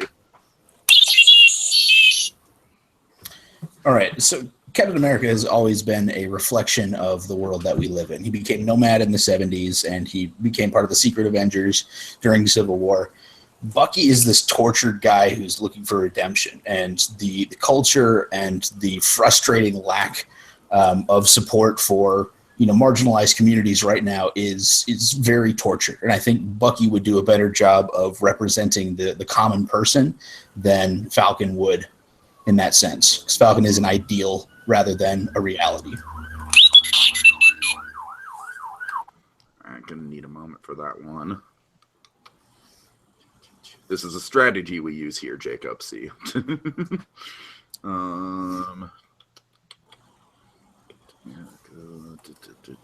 Okay. There's a difference between being broken and being a broken guy and just straight up being a murderer, and that's what Bucky is. And I don't care how much under mind control he was. Like I said, Falcon is just a stand-up dude, and Falcon's had his fair share of adversity too. He's a war vet, you know. He knows his stuff. I agree that Falcon is a war vet and he's a stand-up guy, but in a lot of ways he's just a retread of Steve Rogers. I think it would be more interesting to see a character that would be, show a little bit more pathos, show a little bit more intensity, and that's part of why I want to go towards Bucky for this. Now I'm going to take shots at the actor. I simply just do not think that Sebastian Stan is as good of an actor as the guy who plays Falcon, which I completely forget, which I realize is probably going to hurt my argument. But that guy is just filled with charisma, whereas Sebastian Stan is just like, I'm angry and pissed off, and I'm also angry and pissed off. And Steve, you're my best friend, but I'm also angry and pissed off saying it. I don't want that guy as my Captain America. Give me the smiley, winky Falcon guy. He's awesome. Anthony Mackie. Did you figure that out, or did you look it up? No, I didn't look it up. You can see my browser right here. I didn't look it up. I'm screen sharing my whole screen. I knew he had a phone or something. All right, I figured it on. Okay, anyway, go on.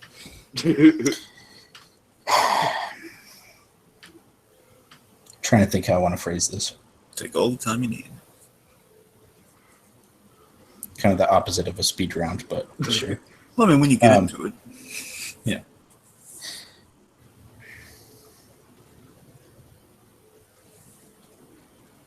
I think, Falcon is, again, he's that hero that we deserve, but I don't think he's the hero that we need. I think Bucky is, he has his moments of, humor and joy, not so much in the most recent movies, but if you think back to first Captain America, if you think to like the tart moments with him in Civil War, those are great. There's still a human in there, but he's somebody that I think we can learn a lot from by watching his journey. Sam is basically like a level plane the whole way through.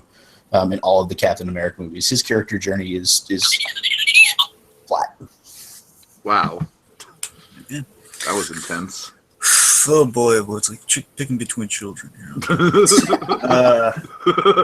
No, gee, I'm gonna take some pressure off. Jacob, what do you think? Of what? It's A while. pretty interesting, though. Admittedly, the fact that you remembered who Falcon was after your finished argument, that kind of does hurt a little bit. I know. I realize that. That's why it's a speed round. You don't have time to look up shit. At least you got to admit, at least I was able to get it in right after I said my points. At least I was able. That's not on the official record, though. God damn it. Though admittedly, basically all your arguments against Bucky amount to was like, people won't like him, he's guilty, or he's angry and pissed off. Until I mentioned he's angry and pissed off. He's a flat character. I'm sorry. He's more than, if you understand anything about development, he's more than a flat character. All right. Okay, let me make it clear. I love both of these characters, and they're both, I think, make fine Captain Americas. And some, I don't know what the order is. That's the thing. They both be excellent, but they have to pick an order. So, with this question, picking who would be the next one, who'd be first to pick up the giant kind of metal frisbee to quote Ultron? I think based on these arguments. Well, honestly, I'm going to side with Gulliver. I'm going to give Gulliver the point on this one because he's bringing up some interesting points that he is different from Cap, and as much as great as it is, I mean, we can never have too much Captain America. I mean, Falcon he's a little. There's not really a lot of conflict in him becoming the next Captain America. I'm not saying there needs to be conflict. I'm just saying that there's not a lot of. It would be a little bit more of the same. Like here's a very even. Characterized guy like Captain America, as we experienced at the beginning of Winter Soldier. You guys are fast friends, and that's cool. But you get an interesting story. Bucky has to redeem himself. I think Gulliver brought those points to the forefront, and I think that's kind of why he gets it. Fair enough. Okay, Tiki, for what it's worth, I agree with you, but that's not how the game works. Yeah, totally. So the score is now 2-3. We still have 3 speed round questions left, so it's anyone's game. Gulliver, you're fine on time, right? Yeah. Okay, just checking. Okay. Next question. we did a question earlier on the main round in honor of Thor Ragnarok, and of course we had a question in honor of Guardians of the Galaxy with the ride. You know, Thor Ragnarok being kind of the big showdown. You know, being kind of a one-on-one fight kind of element of the episode. And now we're going to talk about kind of the unofficial Marvel film of the year. We're going to have a Spider-Man related question. Okay. So, again, remember, same rules again. You just got to jump in there once the question's said. Which Spider-Man villain, yet to be adapted to the big screen, should appear in a future MCU, Tom Holland, Spider-Man, any of the future Tom Holland Spider-Man films? No shocker, though. No, you can't use shocker. Mysterio. Oh, shit, that's what I was going to say. Oh, damn it. It's almost like we agree on stuff. Right. All right. Kraven the Hunter. Okay. Oh, that's a good one. That's a good one. Awesome. Okay. This is going to be a What good did you fight. say? What did you say? Kraven the So what Hunter. did you say? Cut out for me for a moment. Kraven The Hunter. It's Mysterio versus Kraven, man. Oh, man. I would watch that movie right there with no Spider-Man in it. Oh, yeah, totally. 100%. Okay, just imagine Kraven going like a holographic forest of some kind that Mysterio rigged up. Okay. All right. Basically, it's like Kraven walked into the Jungle Book and that Mysterio made that. Anyway, sorry. So yeah, I'll go first with Mysterio. The great thing about Mysterio is that he represents kind of like the theatricality of Spider-Man very well, and also the duology and the dual nature of him and the man behind the mask and whatnot.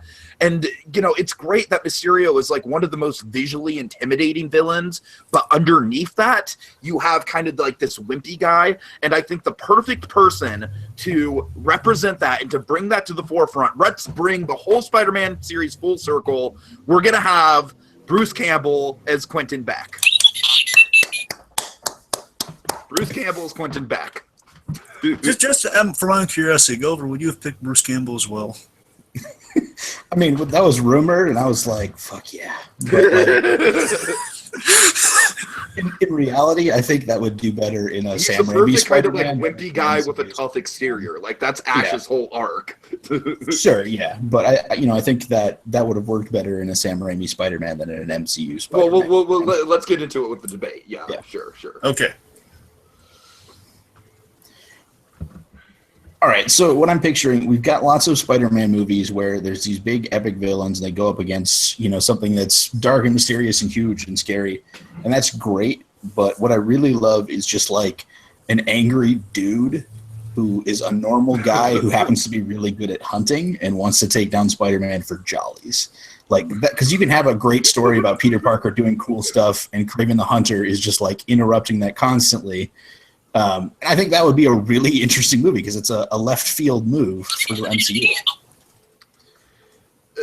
Gulliver, as much as I love Kraven, I just think the practicality of that, again, going back to practicality, is like, it'd be a little off kilter, right? Just to have this angry, pissed off guy hunting Spider-Man. And I think Quentin Beck and Mysterio very much fits in with the MCU and the style of that a lot more. Hold on a second. I have a visual aid for... Oh, dear. Hold on, I'll log it to your screen. So you were talking about practicality here, and this is what Mysterio looks like. And practicality as an argument on your part is out the window, I'm afraid. Sorry about that, my dude. For what it's worth, I'm also casting Bruce Campbell as Kraven Hunter. Oh, God. And that's time. Okay. Oh, man. So on the last official movie fights, it was like cast the 1980s Guardians of the Galaxy, and they kept constantly switching the cast, but the guy who won ended up with a cast comprised of Ronald Reagan playing all of the Guardians. Oh, Jesus. It's very much a moment that's like akin to a movie machine moment in a way. Yeah. And he had a really good cast. One of them had a really good casting pick for Star-Lord. Kevin Kline is Star-Lord. I wanted to see that, darn it. All right. Oh, man, yeah. Okay, so Great. No, quite frankly, I think Mysterio, like with that picture, yeah, it fits right in with the MCU. It's like you got the armor look, you got the head, I think it's just goofy enough to fit with the MCU. And let's talk about what Gulliver was saying about Bruce Campbell. I think Bruce Campbell, there's no reason why, even though he was in the Spider-Man movies, why he can't play Quentin Beck. There's no contract that says he can't come back. He's not playing the same character. He's not playing the maitre d' or the usher. He's playing Quentin Beck. And I think, like I said, the tough exterior mixed with kind of like the wimpy guy out, you know what I mean? That's Campbell's. Yeah, that's Campbell's thing. So here's where I'm at with Spider-Man going up against Mysterio. What you're seeing is probably a lot of like illusions and trickery and stuff like that, which is cool, but it's not very dynamic on screen for a character whose main like cool thing is agility and acrobatics, because illusions against acrobatics, it doesn't make all that much of a compelling thing. I'm seeing like a villain in Kraven that's pushing Spider-Man to his absolute limit, wearing him out, just like taking this to the absolute end of like what's possible, just for the thrill. Okay. Good boy.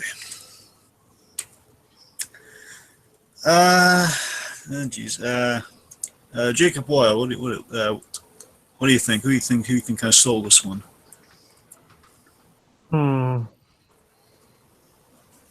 This is kind of a tough pick. Both of these would be pretty interesting to see. Just more Spider-Man, period, please. Can we just tons, like 11 Spider-Man films just to start with? No, I don't think we need that many Spider-Man films. I'm just gonna say that right now. Well, also spin-offs. Like, just get like 11 films with the whole bunch of stuff. But no Aunt May spin-offs. But Let's do Scarlet Spider spin-offs, do Clone Saga. There we go. God. Spider-Gwen? Sure. It's a little gimmicky, but yeah. Yeah. Miles Morales, so he's getting animated once. Anyway, sorry, go on. We just turned into like Red Letter Media, just listing exciting Marvel stuff. Yeah. You guys want some pizza rolls? Uncle Ben! Oh, actually, he's dead. Right. Oh, no. Yeah, Looks like Peter Parker's gonna have a tough time against this bad guy. Oh my god, that's wow. Oh, jeez. Wow, props. Okay. We're on a It's a tangent. dumb voice, but it's great. We're on a webby tangent here. Come on. All right. So who won? Come on, guys. No Wow, pressure or what do you- anything. Wow, who do you think won? I honestly think Tiki made the better arguments for Mysterio. Okay, let's see. Well, of course, the points are brought up, visually. Of course, the series, all the very classics of the series, but he's visually cool. He fits with the MCU. Bruce Campbell, of course, is all very strong points to make. Then Gulliver, you kind of question like, how do you sell kind of the the fishbowl head in live action? And I think the detrimental thing Gulliver said against Mysterio was that Mysterio is really hard to stage Mysterio action, which I do feel. Which I do feel like concern doesn't really get brought up with a lot of it, as much as cool as it would be. You got to think like it's really hard. Imagine it's really hard to write Mysterio stories. I would imagine it's like all kind of like, hey, something appeared. There's like the Loki trick from the Avengers movies. Right. It's like, hey, you thought it was there. Nope, it was a hologram. And with Craven, he did bring some. I didn't I kept it vague for this. I guess for this very reason. Just I kept it. It doesn't have to be the next one, but I mean down the line.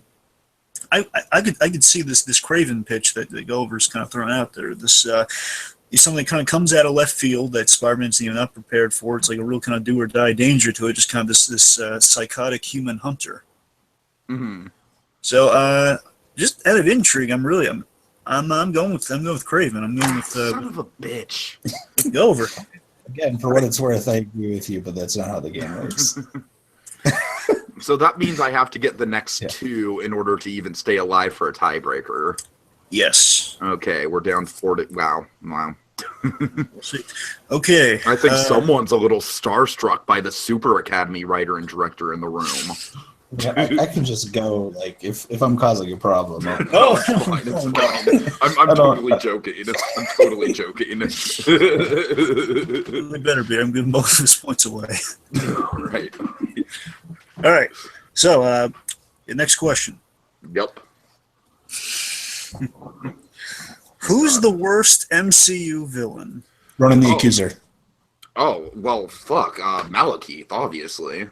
Okay, now I should mention before we go forward, I did forget to mention one small thing. This is submitted by a trickster god, so darn that Loki. His projection trick was over one word in that question. So that one Oh word my- that was changed from worst Marvel villain, which is now revealed to be who is the best Marvel villain with the choices you just made. I want to make it clear. Say it again. Okay, Gulliver, you win. I'm gonna go home now. Oh, don't be like that. Don't be a wimp. Come on. I have to argue Malekith is the best villain in the MCU. That's right. You got to argue your That is an choices as the best villains. task, my friend. That is an impossible task. It's a trick. Gulliver, essentially, it's a trick question. That's the game. Oh my god, I see. you Dragon. And I want to hear one. Gulliver, you are so lucky that you didn't pick Malekith. I would have argued for Malekith for a while. I can think of a lot more arguments for him, honestly. Oh man. Can I just say I'm glad I decided to sit this one out now? Wow. Okay. I'm gonna go balls to the walls with this. All right, so I want to make it clear. Not one negative. I'm gonna do a thing. So What was Gulliver's pick for MCU villain? Ronan the Accuser. Ronan the Accuser is the best MCU villain. Okay. And Tiki's is Malekith. And you're Tiki's arguing for Malekith as the best. Okay, I've got it. I've got this. Now let me make it clear so we can just move on. There's a not one negative or defeatist word about your choice. I don't want to hear, the minute I hear it goes the other, the point goes the other guy. The minute I hear someone say, I know a lot of people don't like this character. I don't want to hear that. I hear that, point goes the other guy instantly. Got it? Okay. Sure. Okay. Well, Gulliver, by all means, take the floor. Sure. So Ronan the Accuser is great because he has a hammer and because he's Lee Pace in a lot of heavy makeup, and Lee Pace is good. And he's religious, I guess. And he doesn't let other people influence his opinions or change it all. And he's good because he has a cape, and because yeah. I don't think he has a cape, but it's kind of drapey. Okay. Yeah, let's argue semantics on this one. Why not? I think technically he does have a cape. Let me check on that. All right, you check on that. So it's Tiki whenever you're ready. Yeah.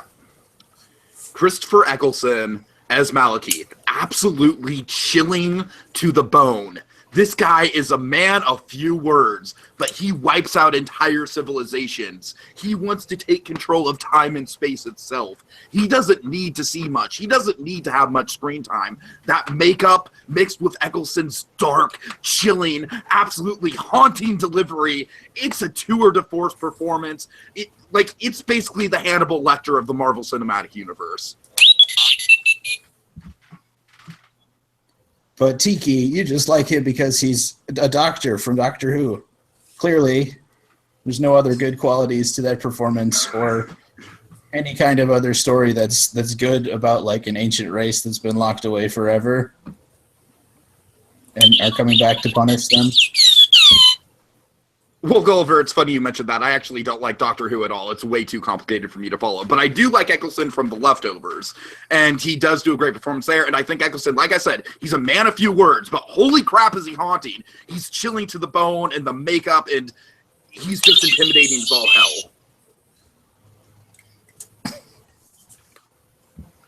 hell. You're right. I have nothing else to say about Ronan the Accuser. I'm sorry. I can literally think of nothing else to say about him. Okay. I apologize. So, I have 30 more seconds for Malekith, and I'm going to use it. Okay. All right.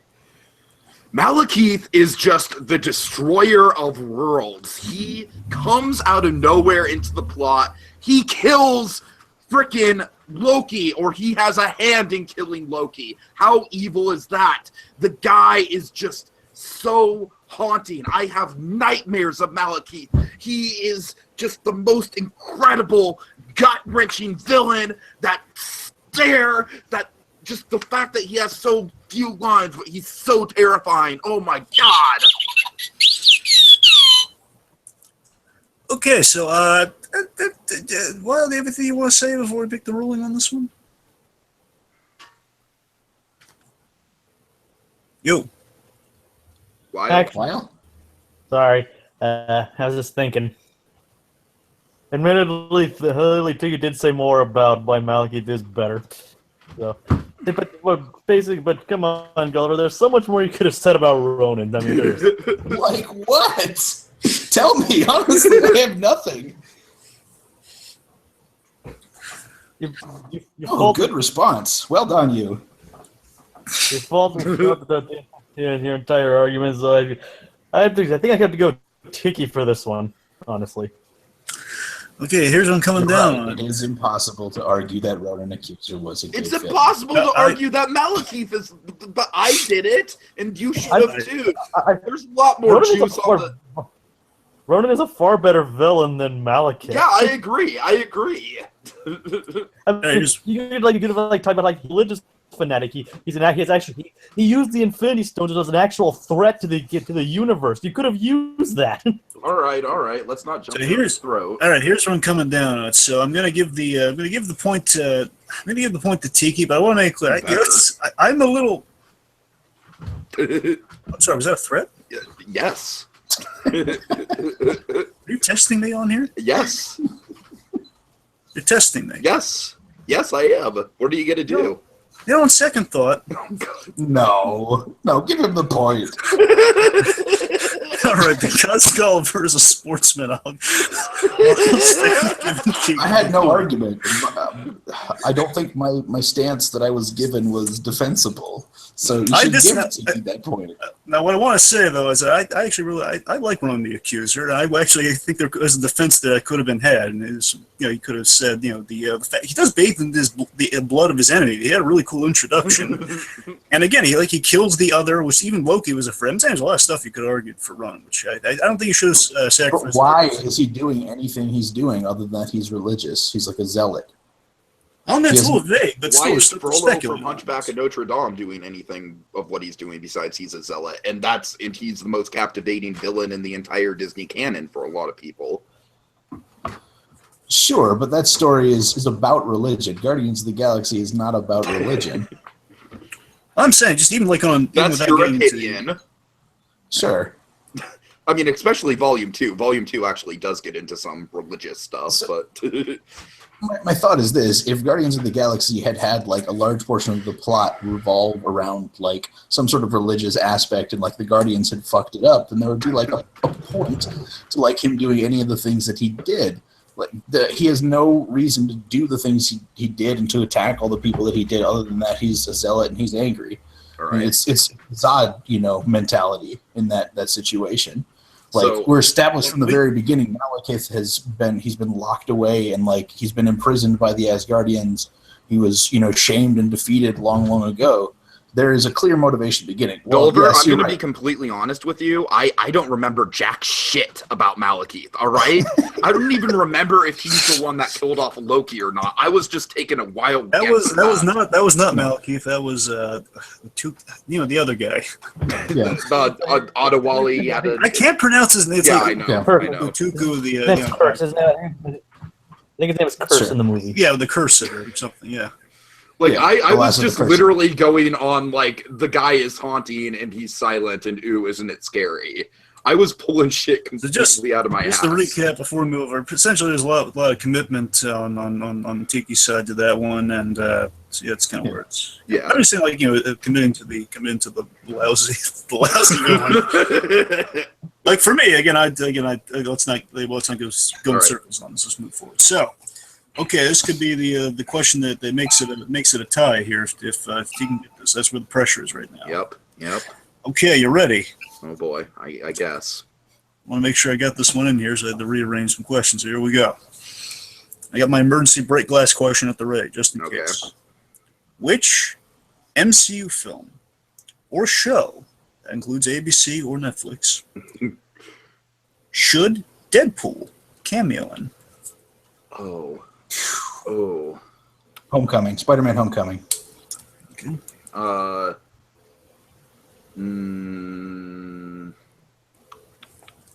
Or show. Sorry, I'm gonna have to take a minute.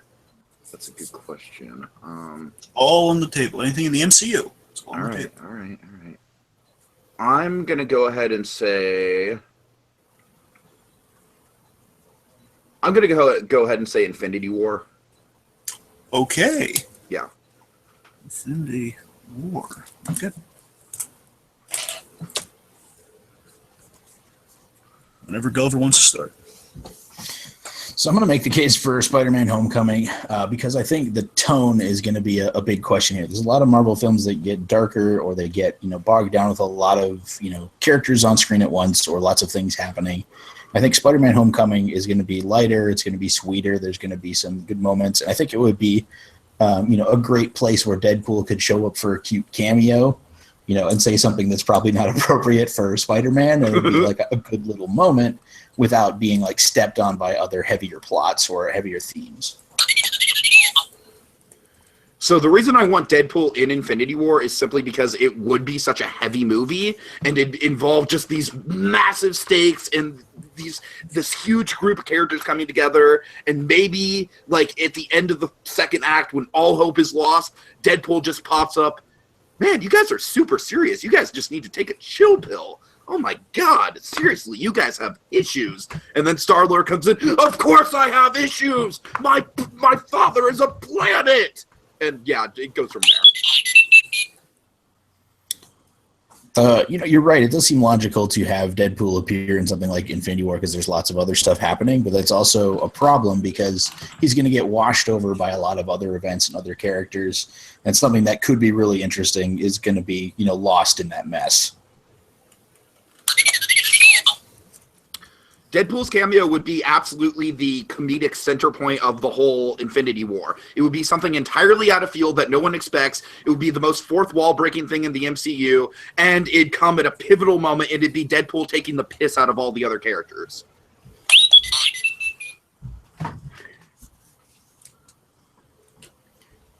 Deadpool's cameo in Spider-Man Homecoming, on the other hand, would be a great moment to show Peter the opposite side of what he could become. He could become so wisecracking that he loses the human side, whereas with Tony, he would become too serious and in-depth that he would lose his funny side. So it would be like a nice contrast to the other hero we already have in that film. I think that would be a cute little way to introduce him.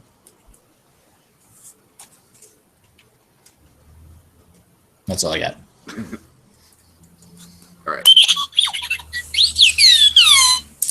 Yeah, you lost me with that hero parallel, man, because we're going to spend so much time with Tony Stark. Do we really need another character that's going to parallel Peter Parker? I really don't think so. And I think the tone of Spider-Man Homecoming is going to be very much a family-friendly comedy, kind of like a John Hughes type of thing. I don't necessarily think that Deadpool's darker sense of comedy would work well, whereas I think it'd be a perfect moment for Deadpool's dark comedy to come in at a pivotal moment in Infinity War when we need kind of that pick-me-up, and Deadpool would provide it in the most awesome and crowd-pleasing way. Okay.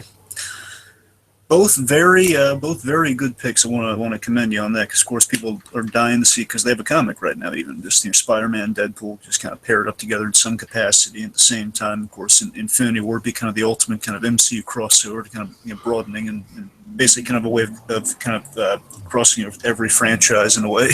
Uh-huh. So both very solid choices. I want to give you that, and they both sound really awesome. I love the Gulliver's kind of saying, they could have a parallel between what the path Spider-Man could take, and even if it's like a little one-scene gag, it's like there's still volumes that could be said with it. It's like, hey, not only is it's a fun little cameo, it's a cameo with plot relevancy. Who knew?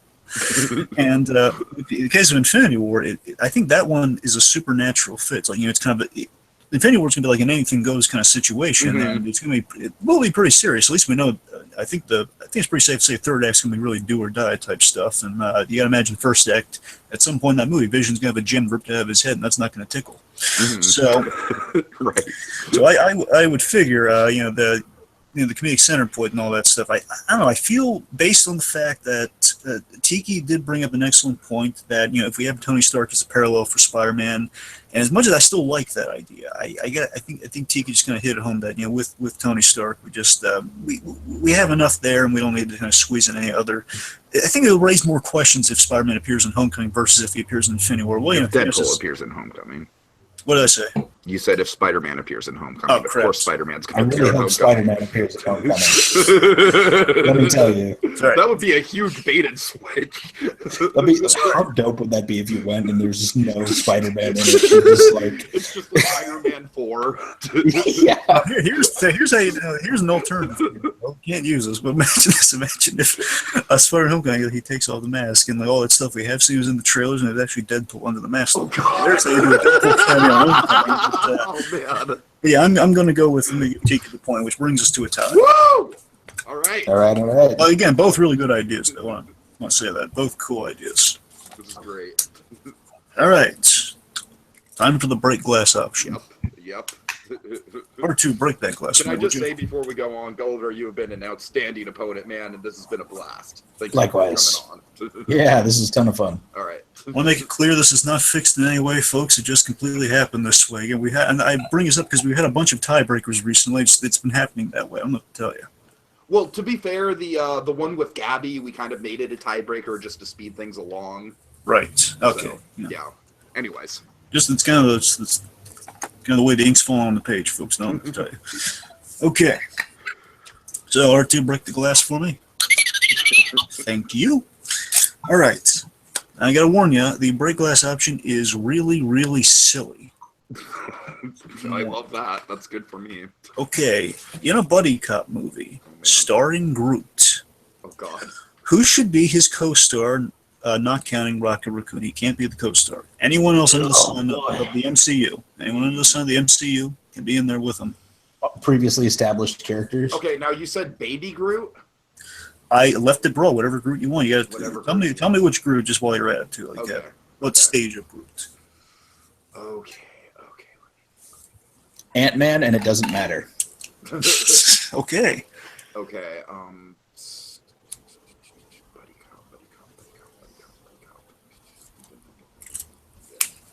I'm gonna go with Dormammu. Ooh. Holy shit, that's amazing. Wow. Dormammu and giant-sized Groot from the comic books, like even bigger Groot than we see in Guardians 1. Really big Groot.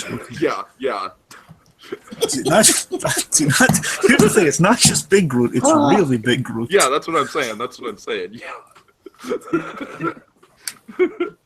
So it's not confined to the MCU then. What? Well, that's. All right, Well, I mean, maybe- I think Groot's growth patterns in the MCU are kind of like up in the air right now. So it's just like Groot is growing, so. well, Personally, I would like to see a buddy cop movie with teenage Groot. tell you what, just Well, think, we'll probably see Teenage Groot in Infinity War. oh, I would wager. I tell you what, just to simplify things, I don't think we can afford really big Groot because you already got Dormammu in there. So I mean, Dormammu's good. He's going to be a really oversized. All right. Stretchy one. In that case, I'm going to go with Teenage Groot and Dormammu. Okay, Teenage Groot and Dormammu. Okay, there's a 48-hour premise I never thought I'd hear. Dude, I'm all on board. Instead of Nick Nolte going over like we ain't friends, convicts, is I'm Groot, I'm Groot. Ah. Right. Oh, God. Okay, so Gulliver, you're gonna start us off. Remember, guys. Let's not lose focus here. This is for all the marbles. This is the super important question, the most important question in this whole thing. So bear that in mind. Comes down to Teenage Groot and Dormammu. So the reason Groot's size doesn't matter in this case is because Ant-Man can just match whatever size he needs to be. So I think we can have a whole ton of amazing size jokes and things like that. I think Paul Rudd is a better improviser and has a better sense of comedy than Bradley Cooper does in a lot of places, although Bradley Cooper is more intimidating. I'm picturing an off-the-walls balls with Jackie Chan cop adventure, but with Groot and Ant-Man just barely scraping their way through a bunch of crazy-ass shit. They have to go and do something because somebody important told them that they had to go and do it, and that's the whole premise. Okay, Jackie Chan Adventure. That's the one to beat right now. Can I just correct Gulliver on something? He mentioned Bradley Cooper instead of Vin Diesel. Well, no, I think he was talking I about. was meaning because his normal partner is Rocket. I think that Paul Rudd I'm sorry. Gotcha. I think Paul Rudd is a better improviser and has a little better sense of comedy Right. than My bad. his normal partner. Okay. Technically, a lot of Rocket Raccoon's lines were improvised in the first one just by Sean Gunn, not Bradley Cooper. Sure. Sure. Okay. Yeah. Sorry, that was just me misunderstanding. Okay. Yeah, no worries. All right. So. No fun fact there. Yeah. Okay. So I'm going to start. So what makes a good buddy cop movie? It's the opposing dynamic, right? So what bigger opposing dynamic would there be than the fatherly figure that is Dormammu, the god of time, the guy who is just like one of the most powerful things that we've seen in the MCU up to this point. And then Teenage Groot, who's just like kind of like the wisecracking, like Dormammu would be kind of like the the veteran, and Teenage Groot would be the rookie, and Dormammu has to show Teenage Groot the ways.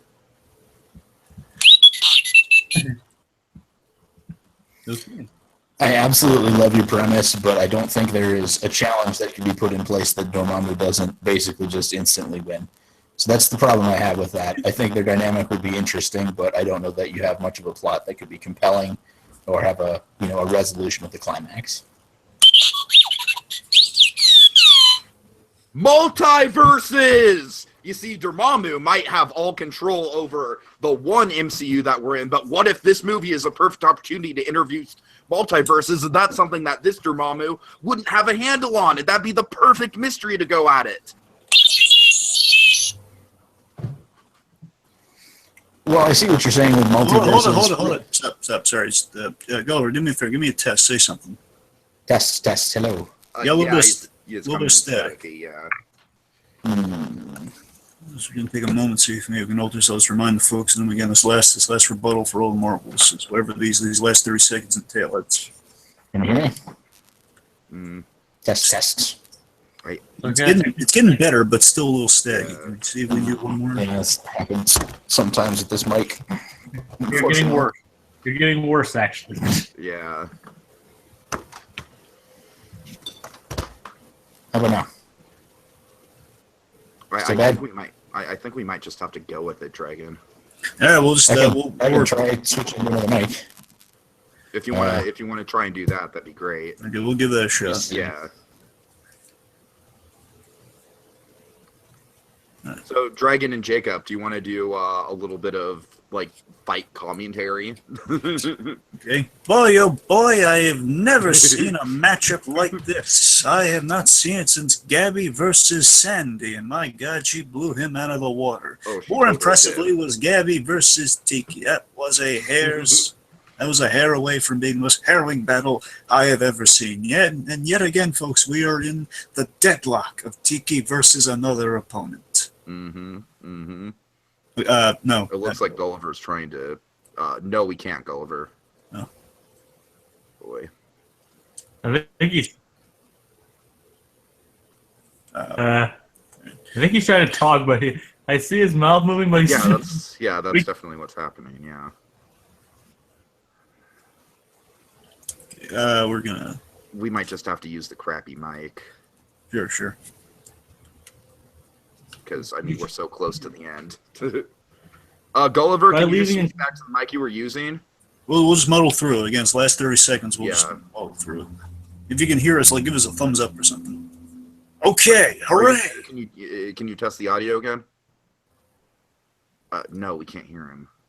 I don't think you can test the audio. You get nothing. No. Oh boy.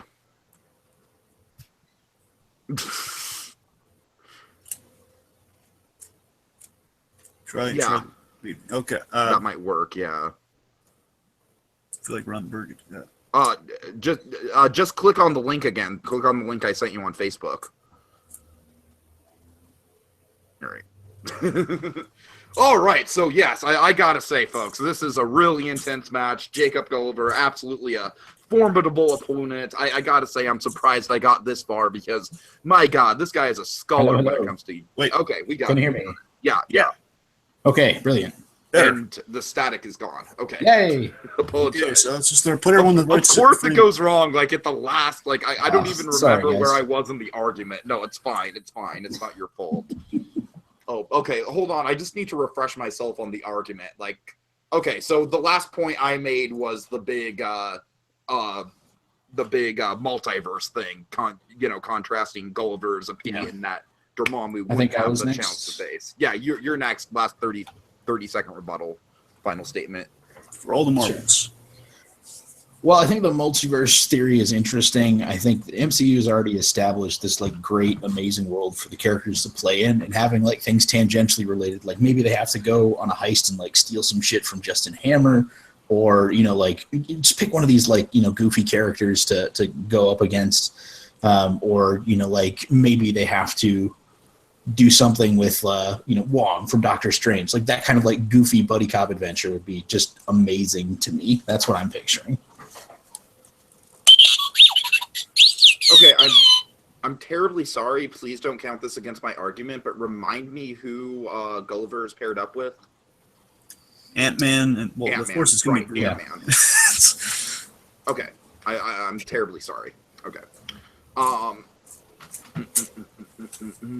Okay. Yeah, as I said, I just think the multiverse thing is just a good way to kind of get a challenge in there for Dormammu to face, and I think eventually we're going to run out of playground for the MCU. I think we're going to reach a point where we're going to want to start experimenting and doing new things. And let me just reiterate how fun this would be. We would have the ultimate buddy cop thing, because Teen Groot is the ultimate kind of like unruly rookie, and Dormammu is the ultimate kind of like, the guy who's like a week away from retirement who just wants to get the job done.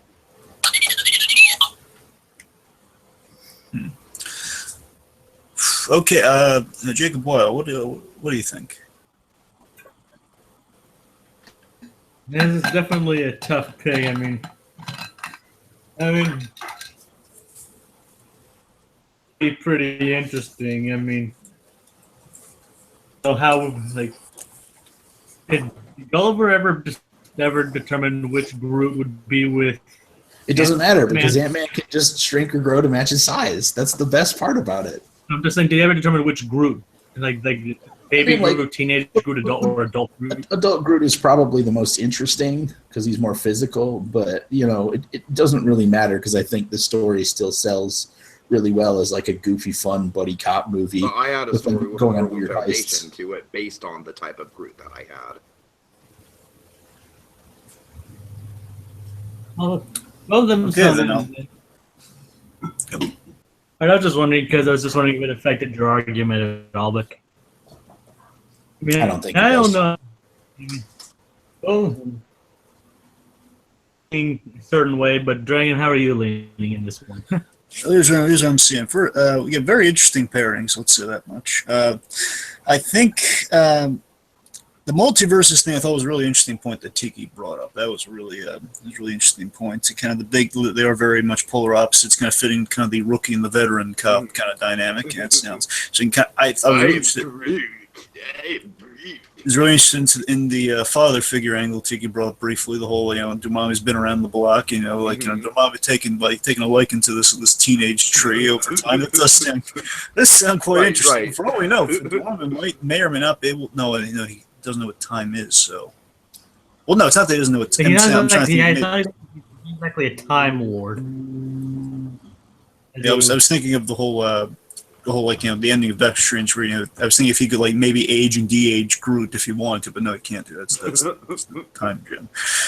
Okay, and then on the Gulliver side of things, I think Gulliver had a really strong pairing, really strong premise. The heist thing, doing kind of in the comedy kind of tone style, like a Jackie Chan cop adventure.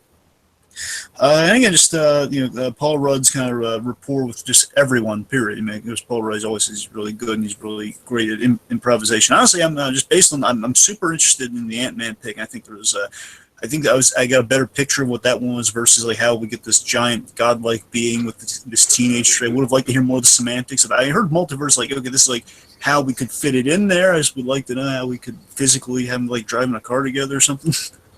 Right. I would have loved to see him as like the 60s, the 60s like dude in like a robe with the flaming head, Dormammu, like him hanging out with Groot and like them trying to like go and buy things at a store would be hilarious. It's like, I demand you give me these goods. All right. It would be hilarious. So Okay, that'll be $20, Mr. Flamey Head Guy.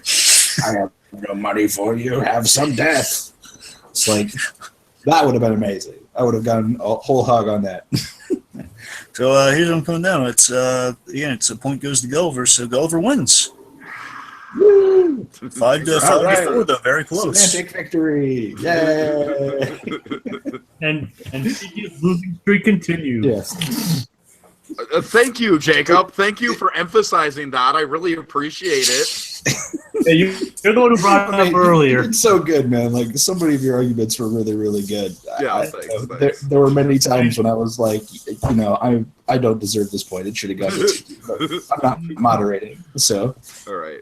don't stress at all. I see this as more of a tie. I will happily share this victory with you. No, it's not a tie. You earned it. You earned it, man. Take it. Take it.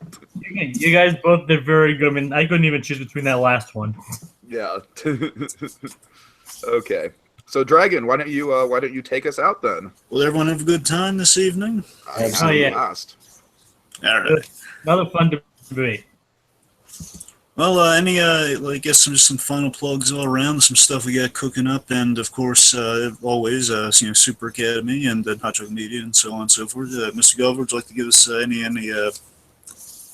specific sales pitch as we're going out here? You've already heard the pitch for Hot Chocolate Media, but specifically, if you haven't checked it out yet, please go check out Super Academy on hotchocolatemedia.net or on YouTube or on The Escapist. You can find it just about anywhere that good content is available. And we're looking at doing another season here. We're very close to launching a Kickstarter. We're waiting on a very important key surprise that is involved in that process, and we can't complete it until that comes through. And I won't spoil it for you, but it rhymes with Drinkara. Okay. All right. Now, Tiki, anything to plug? Anything to play? I mean, you're on the channel, so just check out our content, folks. Check out Steven Universe vlogs and Jacob Weil and I. We're really close to actually starting with our Tangled the Animated Series stuff, which is totally like the cross pollination between fans of Tangled and fans of Marvel is just like insane. It's just like it might as well be the same fandom. Of course, I'm being totally sarcastic, but no, seriously, we're concentrating a lot on animated programming, and of course, Dragon and I are talking through exploring Gotham and Better Call Saul. And Not to mention yeah, Samurai Jack, of course. And I guess importantly, next month is going to be Spielberg month, the return of Spielberg month in June, which I'm very much looking forward to. We're going to be tackling another 5 Spielberg movies, doing audio commentaries for them, because Spielberg has that weird thing where he doesn't like to do commentaries for his movies. So check that out, folks. I can confirm that the first installment, Spielberg month, is the one that I was kind of arguing to do in the first place in the first one, which is Close Encounters of the Third Kind. Yeah. All right. That's it for me, Dragon. Anything to plug on your end? No. Just, we're all good there. Okay, right. So remember, folks, we think we've had a good time this evening. It's been a hoot. It's been a marvelous edition of Disney Debates. Next Disney Debates, I can announce this, right? Yeah, sure. Next Disney Debates will be Pixar related, and it's going to be a good time. It's going to be a whole lot of really intriguing stuff. So I encourage everyone to come back for that for our next installment of Disney Debates. But as we are on this installment of Disney Debates, I say thank you and good night. Why don't you cue R2D2 to cue us out? R2, say goodbye to the nice people. There we go. Ain't he cute? Good night, everybody.